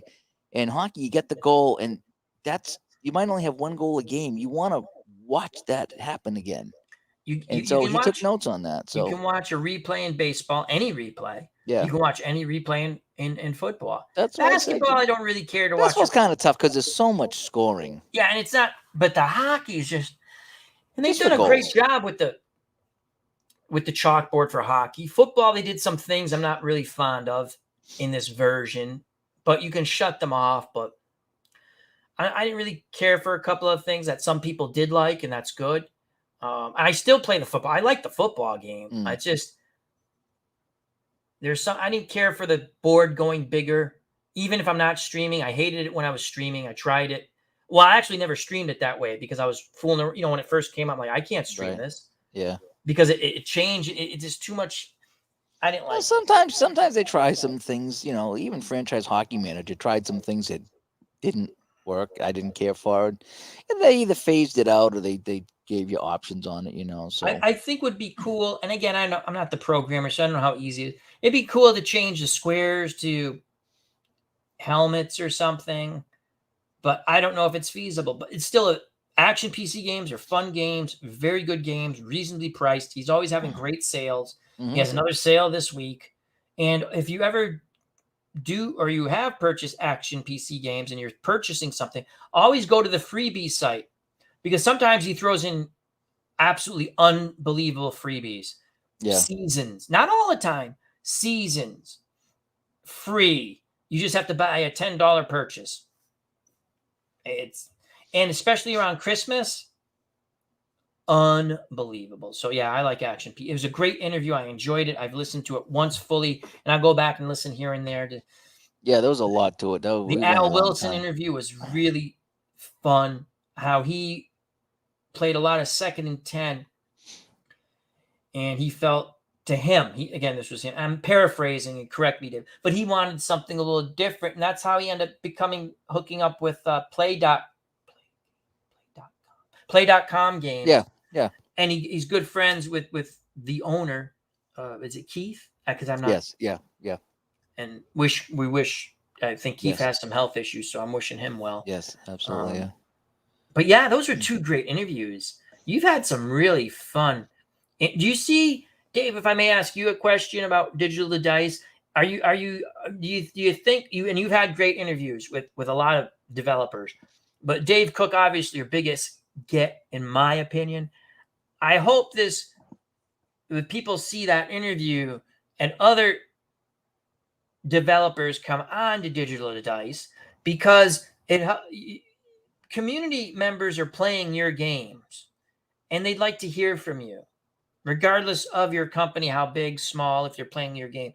Now, if Dave Cook can come on and Al Wilson can come on and other people can come on, if you're invited to come on or think about it. Don't just say, oh, who are these guys? Because guess what? These guys are the guys who know other guys who play your games. And when, maybe you'll get a good idea. Or maybe you'll say, you know what? Wow, I didn't think that was as important, but it might be important. It took a couple of years and 100 episodes so back in the day, we did ask people to come on, and people were just like, but then as we, you got to lay the groundwork. You got to have, the grassroots, and you got to build the foundation. And that's what we did. And we worked real hard. And we were very consistent. And next thing you know, you get some credibility at that point. But it took a long time to get here. You got to get the credibility. But you guys have worked hard to get your credibility. I thought you had your credibility a long time ago. Again, I'm friends with you guys, so I'm a bit biased. But it's true. It's the show is fun to listen to. I look forward to. That's why when I woke up this morning, I said I must have missed it or something. I mean, we were busy too last night, so I said I want to listen to it this morning when I'm eating. Jesus. And then I went on Spreaker. Then I went on Spreaker because maybe it's just there for now. I didn't see it. So it didn't work out this week. It's just been hot. It's just been sticky. He's been hot. He took one day to go out with his wife. I've been working some weird hours, and it's just one of these things where it just is hot, and Todd B. Did you see Todd B? That's a good one. Oh yeah, what products are on a bucket list? You go first, Dave. And bucket list is, don't think of it like, but you want to play it. We're not going to think of the. I would, well, like I say, I'm in a gaming funk right now. What's going on? I think it's just because it's hot. Yeah. And the other thing is like our routine is we she come home from work and we'd have dinner and we chat and we play with the dog in the yard and maybe we watch an episode of something on TV, and then 7-ish or so she'd go to bed and it'd be kind of dark out usually. And so it's dark out, she's in bed, and I'm like, so I would come down and play something, or stream something, or whatever I would do. That was my gaming time. Yeah. Summer comes, and now it's light until 8:30, 9 o'clock. So she stays up a little bit later. We do a little bit more. Maybe we go over somebody's house or go to a restaurant. You know what I mean? Something like that comes. So now it's like, so now instead of coming downstairs at 7 o'clock with it dark out, now it's I'm not getting downstairs till 8:30, 9:30 sometimes, and sometimes at that point there I'm not in the mindset to play anything. It's like I'd just rather watch TV or just watch YouTube and go to bed rather than play. So I think it's just kind of the August doldrums. I think I was in this position last year too, where I went 2 or 3 weeks without really playing anything. So I think that's all it is. It's just been busy, and I've been binging Blacklist. So it's been like, I just kind of wanted something mindless for the heat of the summer. And like I wanted to set up Appa, but by the time I set it up, and it's kind of hot down here in the cellar, even though I got fans on, and you set up the lights, and it gets really hot. Yes, it does. And it's just uncomfortable. So it's kind of that's what it is. I've done I had issues with my camera. I did a lot of been doing a lot of Pro Strategy Football, the beta, because that's coming out soon. Very fun game. The beta is outstanding. And again, you can play the game much quicker than I stream. I'm talking to the chat. I'm having fun. I'm playing on expert because I like playing on expert. Oh, wow. My next stream, what I'm going to do, I'm going to pick a Super Bowl or something. We're going to do it. I'm actually going to show you how, and I kind of did a little bit of it with my first stream of the beta. If you just want to play both offenses, you can. Oh, nice. And I'm going to show you how to do that. And I'm going to play it on a basic, I think it's called. And I'm going to actually a Pro Strategy Football reference, right? For some, I think from the Super Bowls from the late 70s onward, you can actually get play-by-play, meaning what did they do? And I'm literally going to print up and go, they ran the ball and just go click run. And what you do is you call the offense. You're playing as both teams. So you put 1, 2. You're playing as a human for both teams. And then when you go to the defense, I think, I want to say it's suggest a play or pick a play. You just click it. And it is what it is. The defense is calling, and you just hit OK, and you go and you watch it out. So that's the way you can play both offenses. But I think we're going to do that next. And we had a little fun with that with people in the chat just picking run or pass. Well, that's basic, because it'd be too difficult. Not difficult, but because there's a delay in YouTube. But but what I found out, not necessarily gaming funk, but I've been playing this 1967 alternate reality replay with the Red Sox, where there's a DH in both leagues, only major transactions and no automatic injuries. But Tony Canigliere got hurt anyway. And I've been having so much fun. I put a couple of games online, but just because it was like Lonborg trying to win his 20th, so I said, I'll put that up. But it's so much. I go home, I'm like, I kind of want to play that. I'm having so much fun with it, and it's going well. The Red Sox are winning a ton of games, but sometimes it's just a gaming funk that I'm in, and I'm in it usually every summer for a few weeks, and then I get back into it. I'm like, oh man, I miss playing so much, and I think, bucket list stuff, I would probably, I want to finish some of the things I got going on. I want to finish the hockey product. I want to finish my payoff pitch project when I'm playing all the Roger Clemens games. Yep. I've only played a few games, so I want to finish that. Now, do you have to, you probably have to reteach yourself in that one. Oh, right? Yeah, I absolutely would. That Ron was talking, I was talking about that Ron the other day. I was like, I haven't played payoff pitch in so many months that I'm going to have to relearn that. Even, inside the crease, I hadn't played anything for a month, so I had to kind of really think about how to play inside the crease again.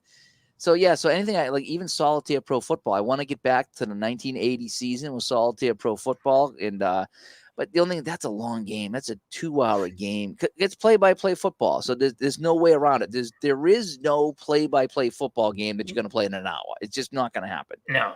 Even PC games, playing by yourself, not streaming. I can play a action PC football, 2nd and 10 football, pro strategy football, Stratomatic. Those are the games I play for football, Stratomatic football. Even playing by yourself without streaming, you're talking at least 45 minutes to an hour. Yeah, and you had any streaming at all, any chatting or any delays, and just racked. And I'm not. That's just how it is. And to me, I don't. It doesn't bother me. I'm just saying. That's just how it is. That's why I like the game-winning drive from Downey. I like the Al Wilson's fast drive football because it's a drive-by-drive game. It's not a final score. It's drive-by-drive. You get some gaming elements in the game. It's fun watching the drives play out, and Al's game really adds a lot of flavor to that. It really does. So I prefer that for football because it's a little quicker to play. Yeah. Again, play the games you like. That's what I always say. I want to get back to this. There's a lot of things I just want to get back to. Again, if you could say I could freeze time and give you unlimited time and you wouldn't age a day, I might consider trying to play a whole NHL season with APA, which would never happen because, that's going to be with one team or every game. Well, I would play every game. Yeah. Wow. Yeah. And I'm trying to do that with shootout hockey, which is the games are 15, 20 minutes. And like I say, I fizzled out after a month. I haven't picked that up in months, and I'll get back to that. And I know I'm in no hurry on that one at all. But I could never play a game like APA or even Strat, play every game for every team. Yeah. It just wouldn't happen. There are people in the community who play for every game for a team. Oh my God. There was a guy that played every game of Strat hockey, and he was posting the stats, right? And I said, this is probably about a year or so ago, and I was talking to him on Delphi, and I just said, are you really playing every game? He's like, yep. He said, I'm playing every single game. I says, and he wasn't done with the season by any means. And I says, man, this must be taking forever. He's like, yep, I've been at this 4 or 5 years, but I'm retired and I play a couple games a day, and that's about it. I'm in no hurry. And so God bless him for what he was doing there. And he was having a blast with it and keeping the stats, and good for him. I was like, holy cow, that is woo. King Ikeboo on NP3, I think it's called, is playing like the whole 80s, like every game. Because you have to in that game. There's no simming in that game, I'm pretty sure, just like the inside games. And every once in a while, like when he gets to the playoffs or down the stretch or something, he'll put and I love King Ikeboo. There's a lot of great people in the community. The underground. But yeah, he plays every game. Wow. And he loves it. And he has his own little King Ikeboo rules. Like a starter has to go 5 innings no matter what. And but it's fun. Arnold Hunter says, I only do season replays on the computer. I do short series on card and dice. I'm very similar to Arnold because I can't see myself doing a whole season card and dice. I can do a lot of short projects card and dice. Yeah. What I love about the PC games is that, some of them you can pick the game you want to play and let the computer play the rest. And boy, I wish Inside the Crease did that. And I emailed the guy too, and he's just like, oh, no one ever asked for that. And I'm like, no, you got to be kidding me. That's not true. The stat keeping on that game. You brought it up. Ron Junkett brought it up. A lot of people. I mean, again, and there's nothing wrong with the Strat hockey stats or the Action PC hockey stats. Nothing wrong with it. No. I just kind of like the look. Maybe it's because it's different. When I look at the stats at the end of a game for Inside the Crease, I like that layout. It's kind of neat because it's different. And I'd be like, I would absolutely play a full season or a season picking random games, but I can't play every single game in a season. I think they should have a sim option, because here it is. Even if you have the sim option, people can still play every game if they want. You can play every game of Strat PC baseball if you want. You can play every game of replay baseball on the PC if you want. You can play every game of Action PC baseball. And this is what I don't get is when I emailed them, and he says, well, we tried that with football and no one liked it, and it just wasn't worth the time to put in on it. And I'm scratching my head. I'm saying to myself, okay, so I can play your game, But if I want to play a season, I have to play every single game in that season. If you want to and play that a game baseball takes season, over an hour. It's a computer game. It takes over an hour to play that game. It ain't going to happen. So I will never use your game for a full season replay. Which will limit sales from you. So I like the game, but unfortunately I have to play it, and it's a one-off, or it's a series, or it's a tribute game, and it's too bad because I love the game and I love the stats, but I'm certainly not going to even attempt a full season. I'd like to find out how many people play every game, and there are people who do it. I'm saying people that do. Okay, but it's if I don't see how.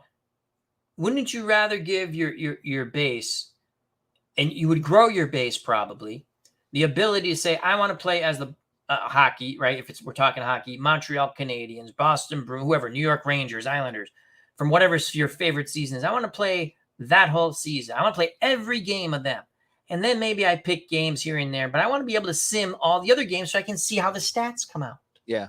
It's because people like stats. That's why we do this most of the time. We kind of, whether it's every stat or just wins and losses or whatever floats your boat. I can't believe that. I don't think. I think you know what that is. That's they're hardcore people saying, "Oh, we don't need that." Okay, keep listening to your hardcore people. You're not going to grow your community. Yeah, no, that would be again, like I said, that would be my go-to game. If you could sim games, it'd be my go-to hockey game. I nothing wrong with Strat, nothing wrong with Action PC. But if I was going to play PC game for hockey, I just like how that one plays, And it's card and dice on the PC. You have to know the game. It doesn't do anything automatic for you. All the inside games, you have to know the game. So you have to take time to learn the game. It's not like Strat where you roll and it kind of you click on the thing, or replay baseball where it explains it. And again, there's nothing wrong with that. I'm just saying you have to know the game. It does so much hockey, and I watched ID, and ID doesn't like that. Because he said on one of his streams, he's like, I roll the dice, the shot, it's blocked, it goes in the corner. Why did I bother rolling the dice? And I could see his point. Nothing happened. The shot went into the corner. I like that. You like I like that. I want to see as much hockey as I can get. Now I know it's going to be a longer game. Some games it's just like you lose the puck to the other team. This one you kind of see what happens sometimes. You guy takes a shot, it's blocked, it goes in the corner, the defenseman gets it. So yes, we did 3 steps to get the puck there. I want to see those 3 steps as a hockey fan. I'm going to give you my example because I agree with you because I'm a boxing fan in the game. Glory Days Boxing's come up with a couple of shorter ways to play, right? Nothing wrong with it if you enjoy it. There's nothing wrong. I'm a boxing. I like, like you just said, you like to know it when. I like to roll the 9 segments because in my mind, whether I'm playing online or offline, when I stream, I visualize everything. Whether me too, I make it, I enjoy it. I think with boxing, I visualize it the most because I have to. It's probably that's your game. That's your game. It's my favorite sport. I like baseball. I like football. I like hockey. I love playoff hockey. I like it.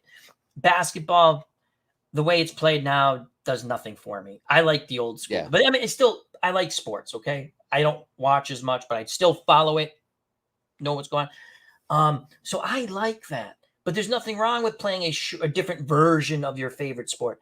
But with you, Dave, and Steeler fan 1933, I just want to read this, Dave. I'm sorry. I agree, Dave. The game looks great. Oh, thank you, because my eyes are big. I forgot I could do this. It's been a while. Thank you, because I agree, Dave. The game looks great, but I won't buy it until I can just play the Penguins and sim the rest. Yeah, I mean, and you can play the Penguins, but you can keep their stats, but their stats only. I remember ID Gesture was doing the Bo Jackson season, and you can only do the Kansas City Royals. And again, the game's a good game. I watch Eric from Higher Ground Gaming. He plays a ton of it. Again, I'm not my cup of tea, but people enjoy it, and that's good. And I think I'm going to say this. I'm going to go back to Pro Strategy Football. Their developer, Kerry Batts, he listens to his community. They've incorporated so many things coming up in this next version. Is it going to be perfect? No game's perfect. But you're going to be able, and we're going to have them on my channel pretty soon, maybe next week, or the week after. You're going to be able to play era-specific offense and defense if you want. But if you want to play wide open, like what would they do with 4 wide out set? You can play that way too. Options. It's all about options. Options. Aller, watching the fight tonight. I'm with Dave right now, so no. We can wrap up in a bit, No, I'm enjoying this. I forgot I could put the stuff up here on the screen. That's okay. Yeah, but I enjoy your inside the crease. I like all of your hockey, Dave.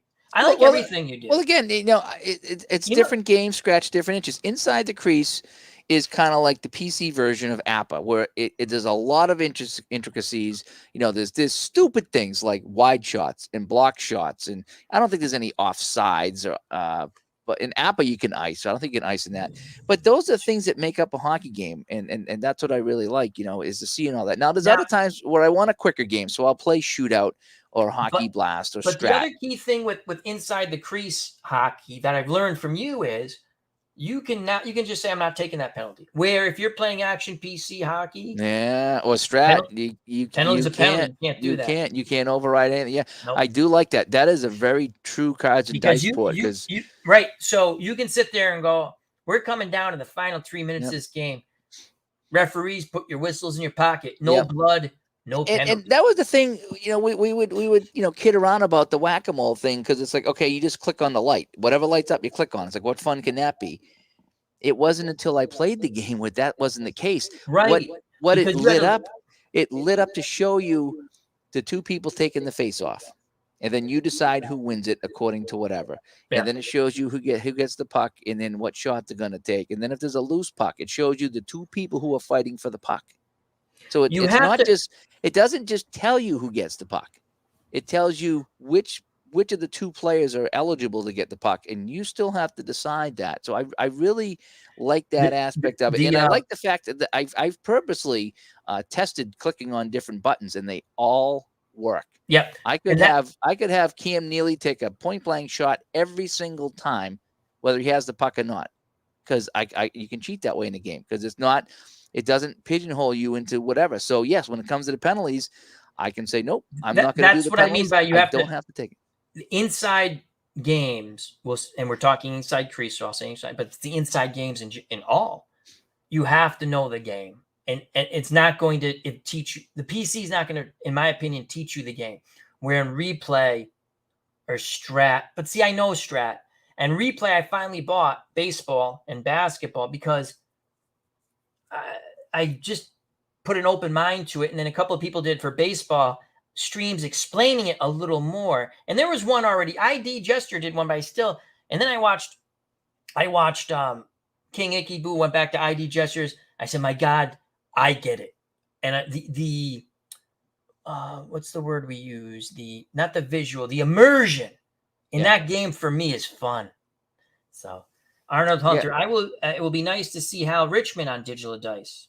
Ron and I are talking about that. We'd like to make that possible, but that might be kind of difficult. There's some people, let's put it this way. We've asked a lot of people to come on the show. And honestly, there's a lot of people in the industry that are kind of introverts. And Al Wilson brought that up when we had him on our show last week. As he said, at the play.com, when all the people got together, there's a lot of people that didn't want to go because they're introverts. They stay home, they play their games, maybe communicate with people on Facebook or Delphi, but they don't hang out. And it's tough to get people out of their shell. And we've asked a lot of people to come on the show. I just think they've said no. They just don't want. That's not their thing. And that's fine too. It benefits, again, if you do go on Digital Dice. I've been lucky enough to be on 2 or 3 times. I have fun. But I'm talking about if you're a developer, it can't hurt you. Again, if you don't want to do it, that's cool. But it's going to help you. And they're not ambush interviews, people. No, we just talk about how you get into it and the whole bit. And we'd say that's not a gotcha. And Robert in the crease is fantastic. The best of the 3 I own. I'm the same way. I love Strat Action PC.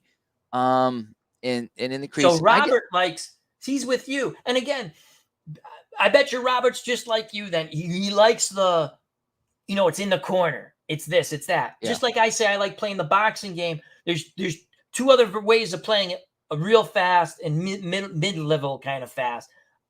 I've tried them. I'm like, oh, that's nice, and people are like, that's cool. I like the 9-course meal.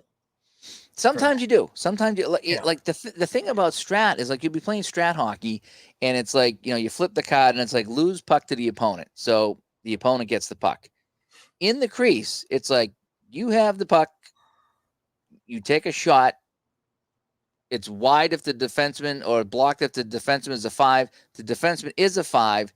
Check the loose puck. Loose puck goes to the left wing. So instead of loose puck to the opponent, you take the shot. You check to see if it was deflected. It was deflected. It's wide. Who gets the loose puck? This guy gets the loose puck. So all those steps, you follow that trail of the puck. Whereas in strat, it's you lose the puck. So it's faster. So strat's faster. Yeah, but you don't get that. Like I say, you don't get all the. And sometimes I want fast. Sometimes I don't want to play an hour and a half hockey game. Sometimes I want a quicker one. That's fine. For me, playing hockey, I have strat hockey. I have action PC hockey, and I have the out of the ball. What's it? The hockey franchise hockey manager. I like action PC because to me, it helps me understand it the best. I think that's better for the casual hockey fan. Because you can see that you got the chalkboard, you can see what's happening. You got a couple decisions to make with the puck. Like you want to. I enjoy it. That's simple enough. Okay. Inside the crease, I think is a little bit more for the hockey fan. And why I say that is because I was going to get the basketball game inside the paint. Because I like the inside games now. You gotta really know that. We poked a little bit of fun for a while, but now that I got it, I'm on board with it. And I want to get the football game, inside blitz. I don't know about the baseball game because I do like my replay baseball. But I mean, I wanted to try the basketball game. You got to know the rules in and out, though. But because there was a lot of things happening in basketball, and it's like, I don't know who's covering who. I don't know about a double team. I tell you what game I like. I didn't know the rules of basketball well enough to play inside the paint. No knock against the company, but I do miss my Stratomatic basketball on my PC. Yeah, that sucked. Mine don't work either. And I'll just say, I wish it would work. I bought it twice, hoping that it would work on my new. It's still for some reason it doesn't work. Yeah, that's all I'll say about that. Very fun game. I have action PC basketball. I like it. I have replay basketball. I like it. What I like about replay basketball, it literally will teach you the game as you're playing it. I mean, the replay, it's either this or this. Yeah, I love that. I picked that up in a second. The baseball does some of that, but the basketball, I like the baseball too. Yeah, the basketball is fun. Yeah, and Dave has said this. I think Ron Juck and I wish they had a replay hockey game because I'd be all over that. I'd be so happy. Jeepers, yeah. Yeah. Yeah. So he's got the in the crease down to 20-25 minutes. That's really good. That's really. I mean, can you ask Robert because, and I don't know if I'm looking at the chat real quick. Robert, if we may ask you a question, would you like to see an ability to sim games you don't want to play inside the crease hockey? Because Dave has been emailed, emailing back and forth, and again, not the words I want to use, but communicating, still not there, with the inside people, and they say no, that no one wants that. Robert, it was Bill. He posted over here, Bill. When I get the game codes in from Bill, I was like, look, I would love to do this. This would be my go-to hockey game if I could get this game. Oh, he did say that. I missed it. I'm sorry. Thank you. I'm sorry, Robert. And he got back to me in the email, and he said nobody wants it. See, I don't. I said that too. I said I have a hard time believing that. Every other sports game, the hockey game, I'm trying to think of another game. Engine. It's really. Yeah, I agree, Robert. And I don't know why they're saying that. I don't know if it's just maybe they don't want to be bothered, or maybe it's too much work, or whatever. But that's true. That I don't know. Maybe you have to bring in a whole new type of sim engine. Robert, because again, Robert has a lot of knowledge. I'm just reading it. Do you think they're playing to their hardcore base, which probably they play as many games as they can play? But they could still see. Here's what I don't get, Dave. They could still do that. They could still play all the games if they wanted. Yeah. That's the Arnold great thing Hunter. about it. I know absolutely nothing about hockey, but I still purchase action PC hockey and I play. It's a fun game. It is. Here's the thing.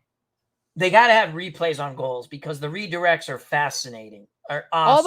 All the goals are fascinating. When they score a goal, you want to see that replay. You really do. Because Steeler fan 1933. Replay basketball is a great game. I love being able to jump. Yes. TV version. That is another fabulous. I love to be able to jump around from game. You can do that in the baseball game, the basketball game. Yeah. That is a fun thing. Yeah, and even the second and 10 football, you can do that too. You can bounce all around, Yeah, I just started turning that on for 2nd and 10. Yeah, every game does the Sims except for that one. I don't know why. And I just don't. Again, unless like you say, Dave, maybe it is a big. Well, yeah. Again, I guess they did it for football, and people. Well, again, according to him, they did it. I don't know, a year or two ago. He said we spent all this time simming games in our football, and nobody even commented on it. And so they felt like they were going to just spend all this time and effort on it. And then he kind of went on to say how he had a full-time job and kids. So I think he was kind of just, it's just one of these things he didn't want to be bothered. That's fine. That's cool. He doesn't want to bother. I get it. That's not your full-time job and whatever in the whole bit. But boy, I tell you, that would make that game unbelievable. All right, Todd B, what do you got here?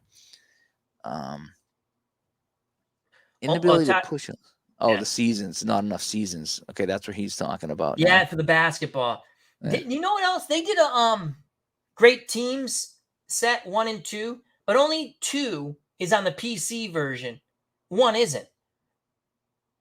I don't get that. That's right up my alley. I love that stuff.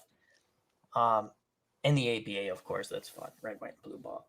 That was great. Dave made me buy those seasons. He goes, "Is the ball red, white, and blue?" As soon as it did it, Dave, I was literally watching you, and I was going, "Bye, bye," because they had that one. I was like, "Bye, bye, bye." I was like, I'd still, I don't play that season much, but yeah, but it's fun to just play it once in a while. When I go to stream that, right, what I have to do with that game is I go into I have one of the games saved, ABA. Yeah. And I play it to check the sound level. So that's my sound check. Okay. So I get the sound check. I come out of that, then I go into my Celtics season once the sound's good. But I always play a couple of minutes of that ABA game. That's my sound test. I tell you, there's a wonderful free basketball game, Pro Status Basketball. It's free. It's a PC game. I've had if you go back and you find one of the videos, I did one video. It's fabulous. Again, it's a card flipper. Not like you're really seeing the card flips. It's just telling you what's going on. But you make a lot of decisions in that game. It's Pro Stat. Let me see if I can find it. It's free. I think Ron was telling me about. Is it an Excel game? Excel helper? No. This guy did. I mean, maybe he did it in Excel. It doesn't look like Excel. Ron was telling me about an Excel game to try. Let me see if I can find this. It was free and a bunch of seasons. Oh yeah, it's fabulous and it's fun to play. Let me see if I can find it real quick. Inside the paint basketball looks good from Inside Sports. I just don't know enough about baskball because I tried to follow the rules. I didn't know enough about the rules to follow it, and that's one of those games where I wouldn't know where to begin clicking in that game there. Pro Status. That's not Status Pro, right? Status Pro. I'm sorry. Is it Status Pro? It is Status Pro. I have it saved somewhere, but when you start saving too many things, it all becomes jumbled. Oh, here's Status Pro Basketball. I found it. So I don't know how to share the screen. Do I click on share the screen? Yeah, get on the bottom to share. Yeah. Share screen. I'll see if I can call it up over here on my end. 2 monitors. Share screen. Okay. I got to put it over here. Hold on a second. I got it. Click on the tab or something like that. Yep. I got to bring it over here so it recognizes it, I think. There it is. And this one. And share. Okay. So this is the website up here, and it's free. So now watch. If I click away, You'd have to download the game, and then they have all these free seasons. Here are the downloads. And it has baseball, too. I like the basketball game better. And again, it is status sports game dot w. It's up top. .wixsite. Okay, the Wix site. Yeah, Stat Sports Games. Yeah. .wixsite.com. It's a very fun game. It's free.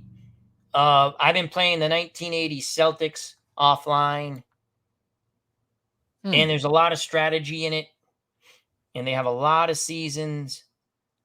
You just have to go. And he adds seasons every once in a while. The baseball game's fun, but I like the basketball game much better. The baseball game, and again, you can just read about status, about him. And he does this in his free time. He adds new seasons. This is, you can make your own teams. Like, he gives you a bunch of players. Nice. Yeah. But I like, there's a baseball too, but I like the basketball. So again, Status Pro. Oh, here's a baseball. Same thing. The basketball is funner to me. Baseball's okay. It's fun. It's free. For a free game, it's well done. Basketball, again, I like, there's more decision-making in the basketball, so I like it. And here's the downloads. You'd have to download the game. I can't remember where you do that. You can read. It's in here somewhere. I bet you it's at the bottom of this screen. There's no charge. That's in there somewhere, yeah. It is in there because I've already downloaded it. Here, downloads. Maybe it's right in here. That's baseball. And you got to read because, like, the first one's baseball, basketball. He's got current seasons, but I've been playing, like I said, the 79-80 season. That's Bird's first season.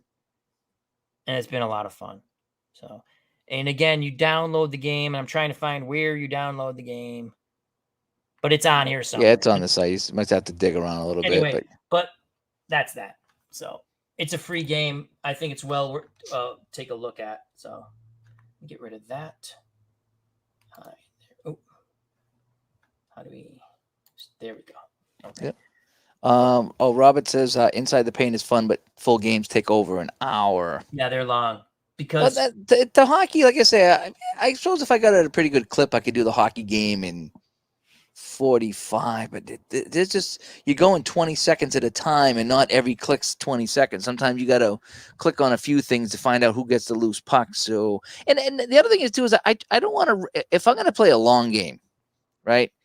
I don't want to bitch about the time because I know I'm playing a long game and I want to enjoy it. And there was a guy I was talking to that has modified Apple Hockey to a point where he can play a game in 15 to 20 minutes. How do you do that? And I asked him about that, and he was telling me how he has the shots memorized, but he also cuts out a lot of the stuff in the game. So he's basically made it a highlight game. Yeah, so he's just like, I roll, I don't worry about this, and I don't worry about that, and then I do this, and I do that, and I do this, and I do that, and so he just goes on, and I was just like, well, you kind of carved the stuffing out of the turkey here, and get rid of, you know what I mean? Yeah. But that's, hey, that's the way he wants. So if he wants to play it and he enjoys it, that's great. Yeah. And I said, hey, if you're having fun with that, but for me, I was like, you just cut out the best parts of the game. You've sped it up. But if I want to play a sped up game, I would play shootout. You know. I mean, it's good to speed up games if you want that, but if you, to me, like, I go back to Glory Days boxing because I enjoy it the way it is, so I just play it. But again, I know a Steeler fan plays a quick version, and then he plays the regular version because he has a whole universe going that he loads up on a website, and I get that too. He's playing so many bouts, rolling so many, you know. I don't have I basically what I want to see these two guys fight, whether I stream it or not, and I play it. I actually tried to go back. I wanted to log like the fights, like who won, you know, like in my quote unquote, you know, and I started to do that. I'm like, I don't want to waste time doing it. And I should have done it right off the bat, you know, because to go back and do it, I'm like, I'd rather play. Yeah. You know? So. Yeah, but like I said, when I play Opera, I want all that bells and whistles. When I play Inside the Crease, I want all that. Yeah. You know, when I play Solitaire Pro Football, I want to see every play that I do. So yeah, so Robert said he owned the Status Pro Baseball and Football back in the 70s. Status Pro Baseball, my friend had it. We used to play that. That was a card flipping, just like it. It was fun, different. Because I only knew Strat when I was a kid. And so when he got that game, and the board was really cool. It had a lot of instructions on the game board. It was 2 pieces. I'm trying, Robert, tell me if I'm wrong. It was 2 pieces you put together. And that was a cool game. I've not. Are those the ones like a pegboard looking, not pegboard, but like the game board? I'm trying to remember if that's I've seen these. I think Ron's talked about that. Like for baseball, it has like a sort of like the board is almost like chart paper. It's still not there.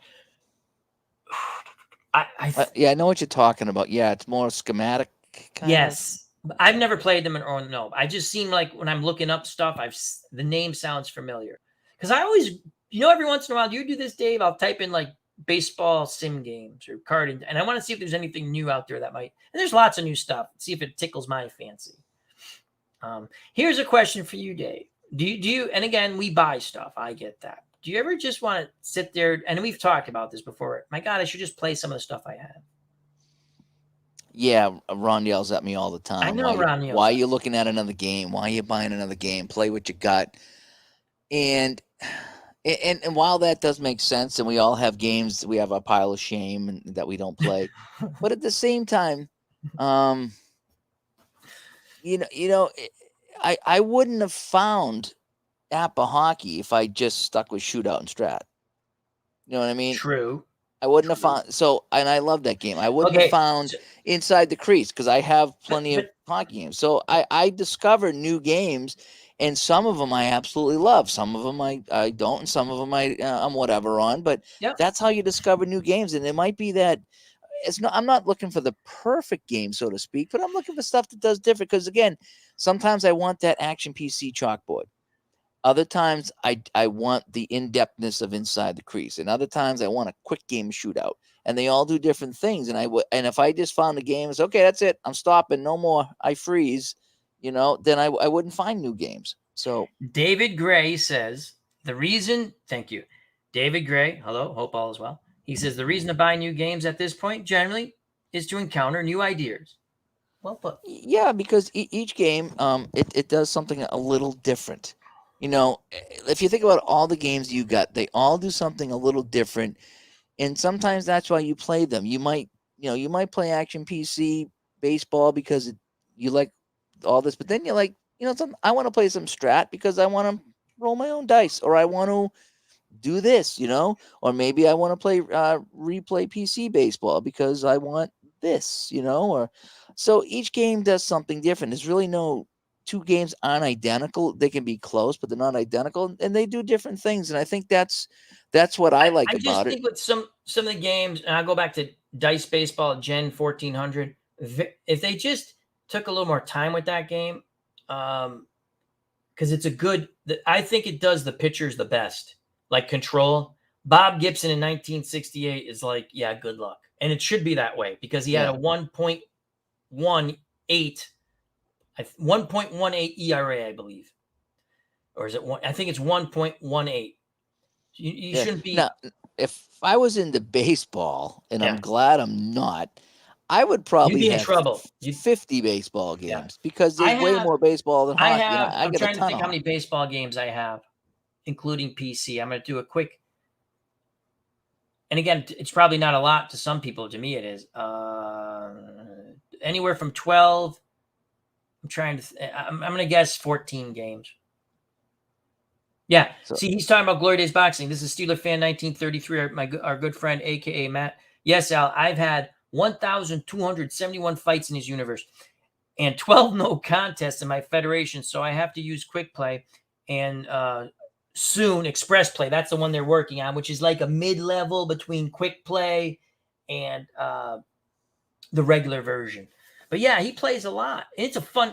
Matt, Steeler Fan 1933 said he wasn't even really about the game. Is well done because what Anthony's done, Anthony Crooks, the creator of Glory Days Boxing, some of those nuances, he's just meshed it into the game, so you're not making these extra rolls or extra. It's in the game, and to me, it flows. We talk about flow. That game flows. Glory Days Boxing. SidelineStrategies.com. Check it. Yeah, I actually have a bunch of baseball games, and I was still looking into picking up Strat PC baseball. I'm going to tell you, here's the cool thing about Strat PC baseball, and I've said it before. I wish the hockey game did it.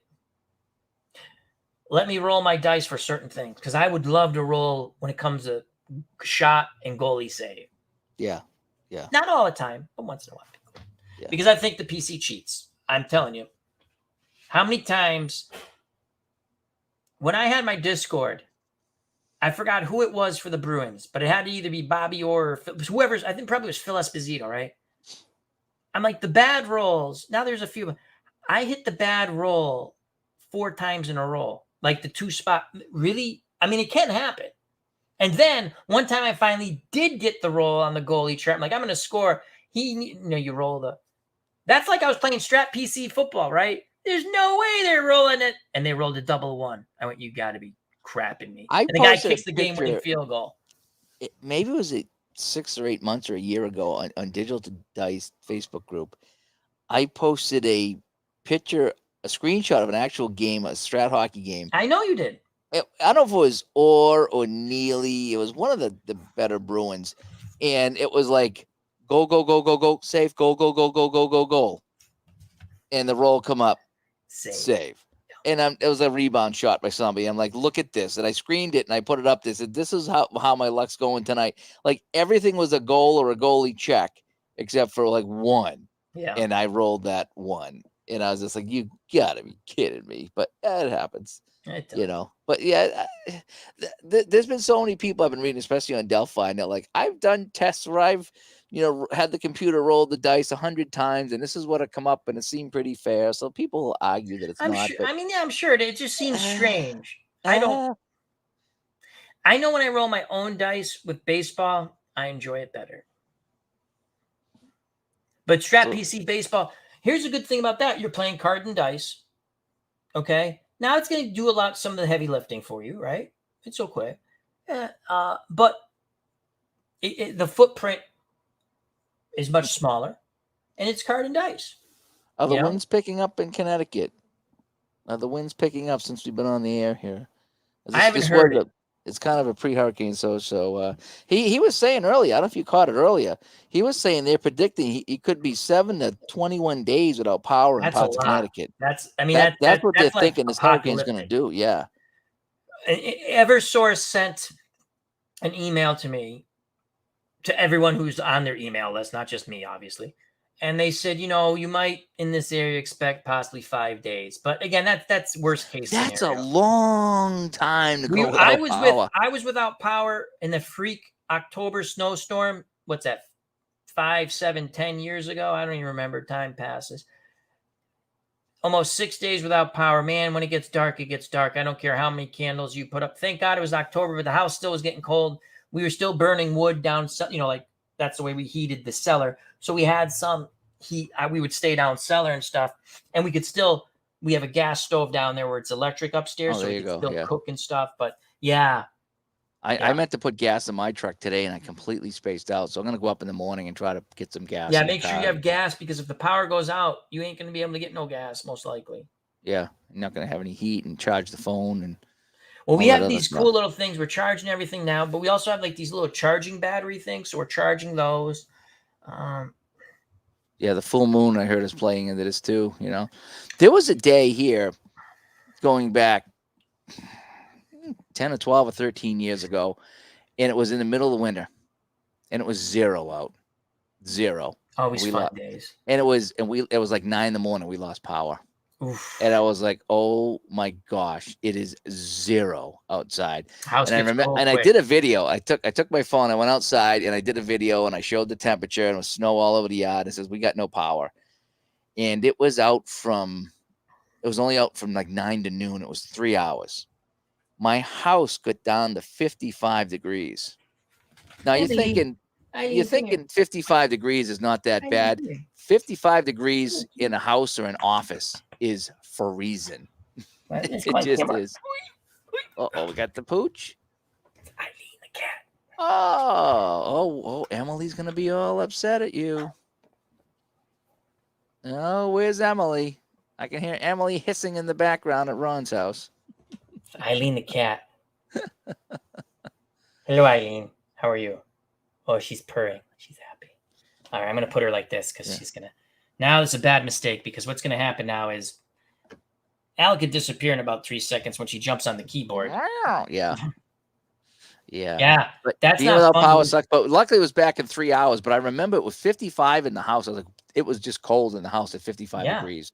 You'd be surprised how cold. In the winter in the house, and it's not warm. No, it's not. Not in New England. No. And then I remember, I turned the computer on, and half my keys weren't working on the keyboard because it was so cold. It was so cold. Yeah. That the computer keys had frozen up. Now we're gonna do the opposite because we might lose power. So normally I'll shut the air off at night.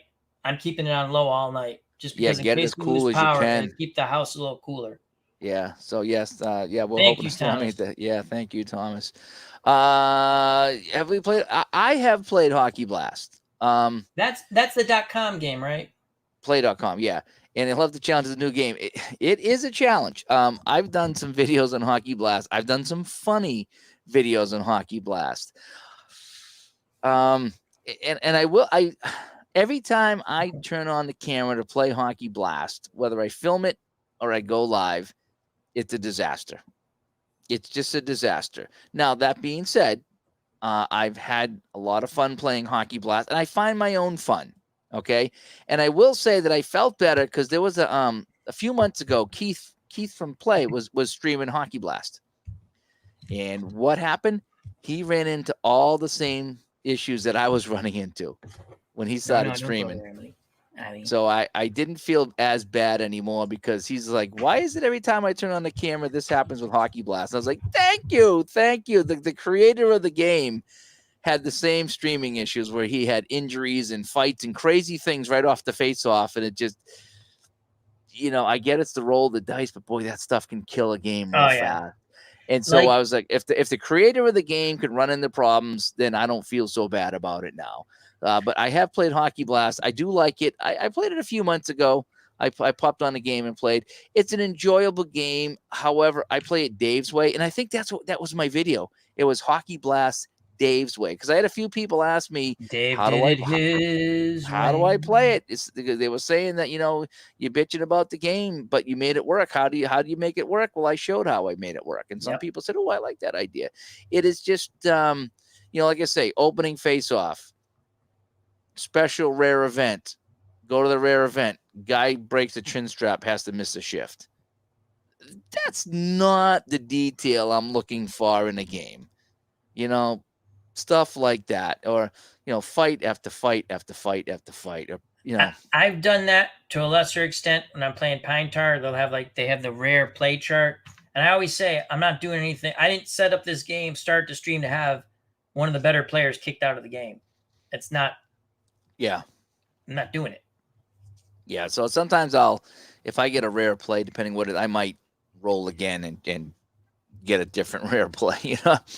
Again, the best thing is John K from Shootout Hockey. He says you're the official scorer, so you do what you want to do. If it makes sense, do it. If not, and if it's not really changing too much, again, when it's your game, do what you want. When I ignore the penalties the other night inside the crease, I ignored the penalties because I'm not calling a penalty with 3 minutes left in the game. Not going to happen. They put the whistle in their pockets. That's it. Yep. So I like games you can kind of do that with there. But Hockey Blast, I still play it. I still have fun with it. Although I did hear they're discontinuing the fictional league. They have a fictional set for Hockey Blast, and they're not going to continue that. They said it wasn't a big seller. Have you seen anyone use? I've seen the fictional for baseball. I have the fictional for baseball. I haven't used it yet. I've seen the fictional for the red, white, and blue racing, which is phenomenal. The fictional golf. I have fictional golf. Yeah, I've seen fictional for golf. I've not seen it for again, I don't play any of the games. I'm saying when I say I see it, I watch a lot of YouTube people. I listen to a lot of YouTube, so I enjoy it. So, but yeah, I was interested in it because I've been kind of interested in the fictional stuff lately, and I was gonna try to maybe pick that up, but they're discontinuing it, so it's kind of like, But then again, how many games of Hockey Blast would I play? That's the other thing. You have to weigh that when you're purchasing a new game, because I look at Shootout Hockey a lot and the other football game a lot, and even the Al Wilson game, which is no cost. But how much am I going to play it? Mm. Well, the thing is, sometimes though, you get a new game, and it works its way into your top tier games. It just does, and there's sometimes it wiggles out a game that you'd never thought would wiggle out. I got some games that I really like, but they've been squeezed out by other games, and just that's how it is. But, is Inside the Crease been your pleasant surprise? Yeah, as far as new games, and even that golf game, Inside the Cup. Yeah, that is a fun, very laid back, casual type golf game. And that's what I look for in a golf game. It's just something that's not going to make me angry. I finally shot under par. Action PC golf. That's a great game if you want a challenge. I finally did it. I did it with Arnold Palmer. I for the whole. It was only -1, but I did it for the whole tournament. And I was happy. We have an update here. He's 30 miles from Long Island Sound, and conditions are calm. Good. That's good. Good. We like that. Michael says, my other game is Shootout Hockey. Yep. Shootout's my favorite quick play hockey game. And you can, bang out 3 or 4 games per sitting. Yes, you can. And I'll do that too. I'll stream the doubleheader or a triple header when I play my 1970 season. I have a good time with that. Oh, the Cubs, the Bears. Take it from Florida. The Great White Shark. Cubs, the Bears. How you doing? Yeah, take it from a Floridian today. Have a full tank of gas, plenty of bottled water, and flashlights feature on your iPhone is excellent. Yeah, we have all that. Yeah, I need to go and get the gas. I meant to do it today too. Today just got away from me, and I completely spaced out. So hopefully tomorrow I'll drive up the corner and grab some, and that will be that. And hopefully I won't need to. But again, you never know. But anyways, so we've been on here for quite a while tonight. We just kind of jumped on the chat and say hi to people. It's been a while since we've kind of done one of these, and so it was a hot August night waiting for the hurricane to come through. So we just want to check in with everybody and say hi. And depending what happens tomorrow, we may not record Digital to Dice, so we may be taking the week off after having a couple of really big shows. With Al Wilson and Dave Cook. Excellent interviews too. So we've highly recommend them. And we got more interviews coming up this fall. We're going to take a few weeks off from the interviews probably because we've been going real heavy on the interviews. So we want to get back to some of the chats and some of the topics that we have to talk about. And again, if anybody has a topic for Digital to Dice, feel free to get a hold of us and let us know what you'd like to chat about. And some of our shows have been right from the listeners. They say, hey, I think it'd be fun to talk about this or that or the other thing. And we might just do that. So, but anyway, so we're going to jump off here and try to get some sleep before we wake up tomorrow and see what's going to happen. But right now it's calm in Colorado. So I might even actually turn on the Weather Channel and watch a little bit about, that and see where it is. It's kind of like watching the snow come in. It's like, where is it now? What's it doing? Turn right. I just wanted to go due north. I want to go right up to Jucket. Hit Vermont. Yeah. It'll blow the banner right off the wall. I want to be on camera. So anyway, hey Al, thanks for you and the cat for joining me tonight. Take care, everybody. So we'll stay safe if you're in the path of the hurricane. And Michael, cool. Thank you. Thanks for watching the video. Yeah, I try to put some fun videos out, informative videos. It's we try. Thanks, Bears Den. Thanks to everybody that tuned in tonight. The Carolina Hurricanes. I know, the pre-hurricane stream.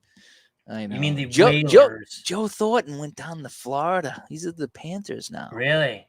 Yeah, his last season's down in Florida. He's played a long time, Joe Thornton. He has played a long time. How long has it been since he's been a Bruin? Oh, boy. He went to San Jose a long time ago. Good player, too. He was a great player, and I never understood that. Oh, he's not tough. Remember, he's not tough. I don't even know who they got for him. Who they got? Marco Sturm or somebody like that? Horrible trade. Come on. Uh-oh. Kitty Cat's knocking over stuff. That's why I don't do a lot of cards and dice anymore. The cat takes over the table. You going to bed, honey? No, you're off. Shortly. We're still on. Are you still talking? Yeah, we're going to be off shortly. You're still live? Yes. Okay. Yeah, we're going to be done in 1 second. Robert, thank you so much. Thanks for contributing. Take care, everybody. Thanks, everybody, for tuning in tonight. Oh boy. Disabled the download feature. Yeah, that's not. Oh, man. You know. What am I going to do? Use my imagination. You have to dive into that pool of women we were talking about. That's right. So, Who would anyway, dive into a pool of women? I guess people don't like women. I don't know what they do. No, I don't know what people like anymore. So, anyway, hey, thanks for tuning in. Hopefully, we'll get through this storm. We'll be back on with some more gaming things going on here on my channel and also Al's channel. Al, thanks for coming on tonight. Thank you for having me. Hope all is well with everyone. Take care. Bye-bye.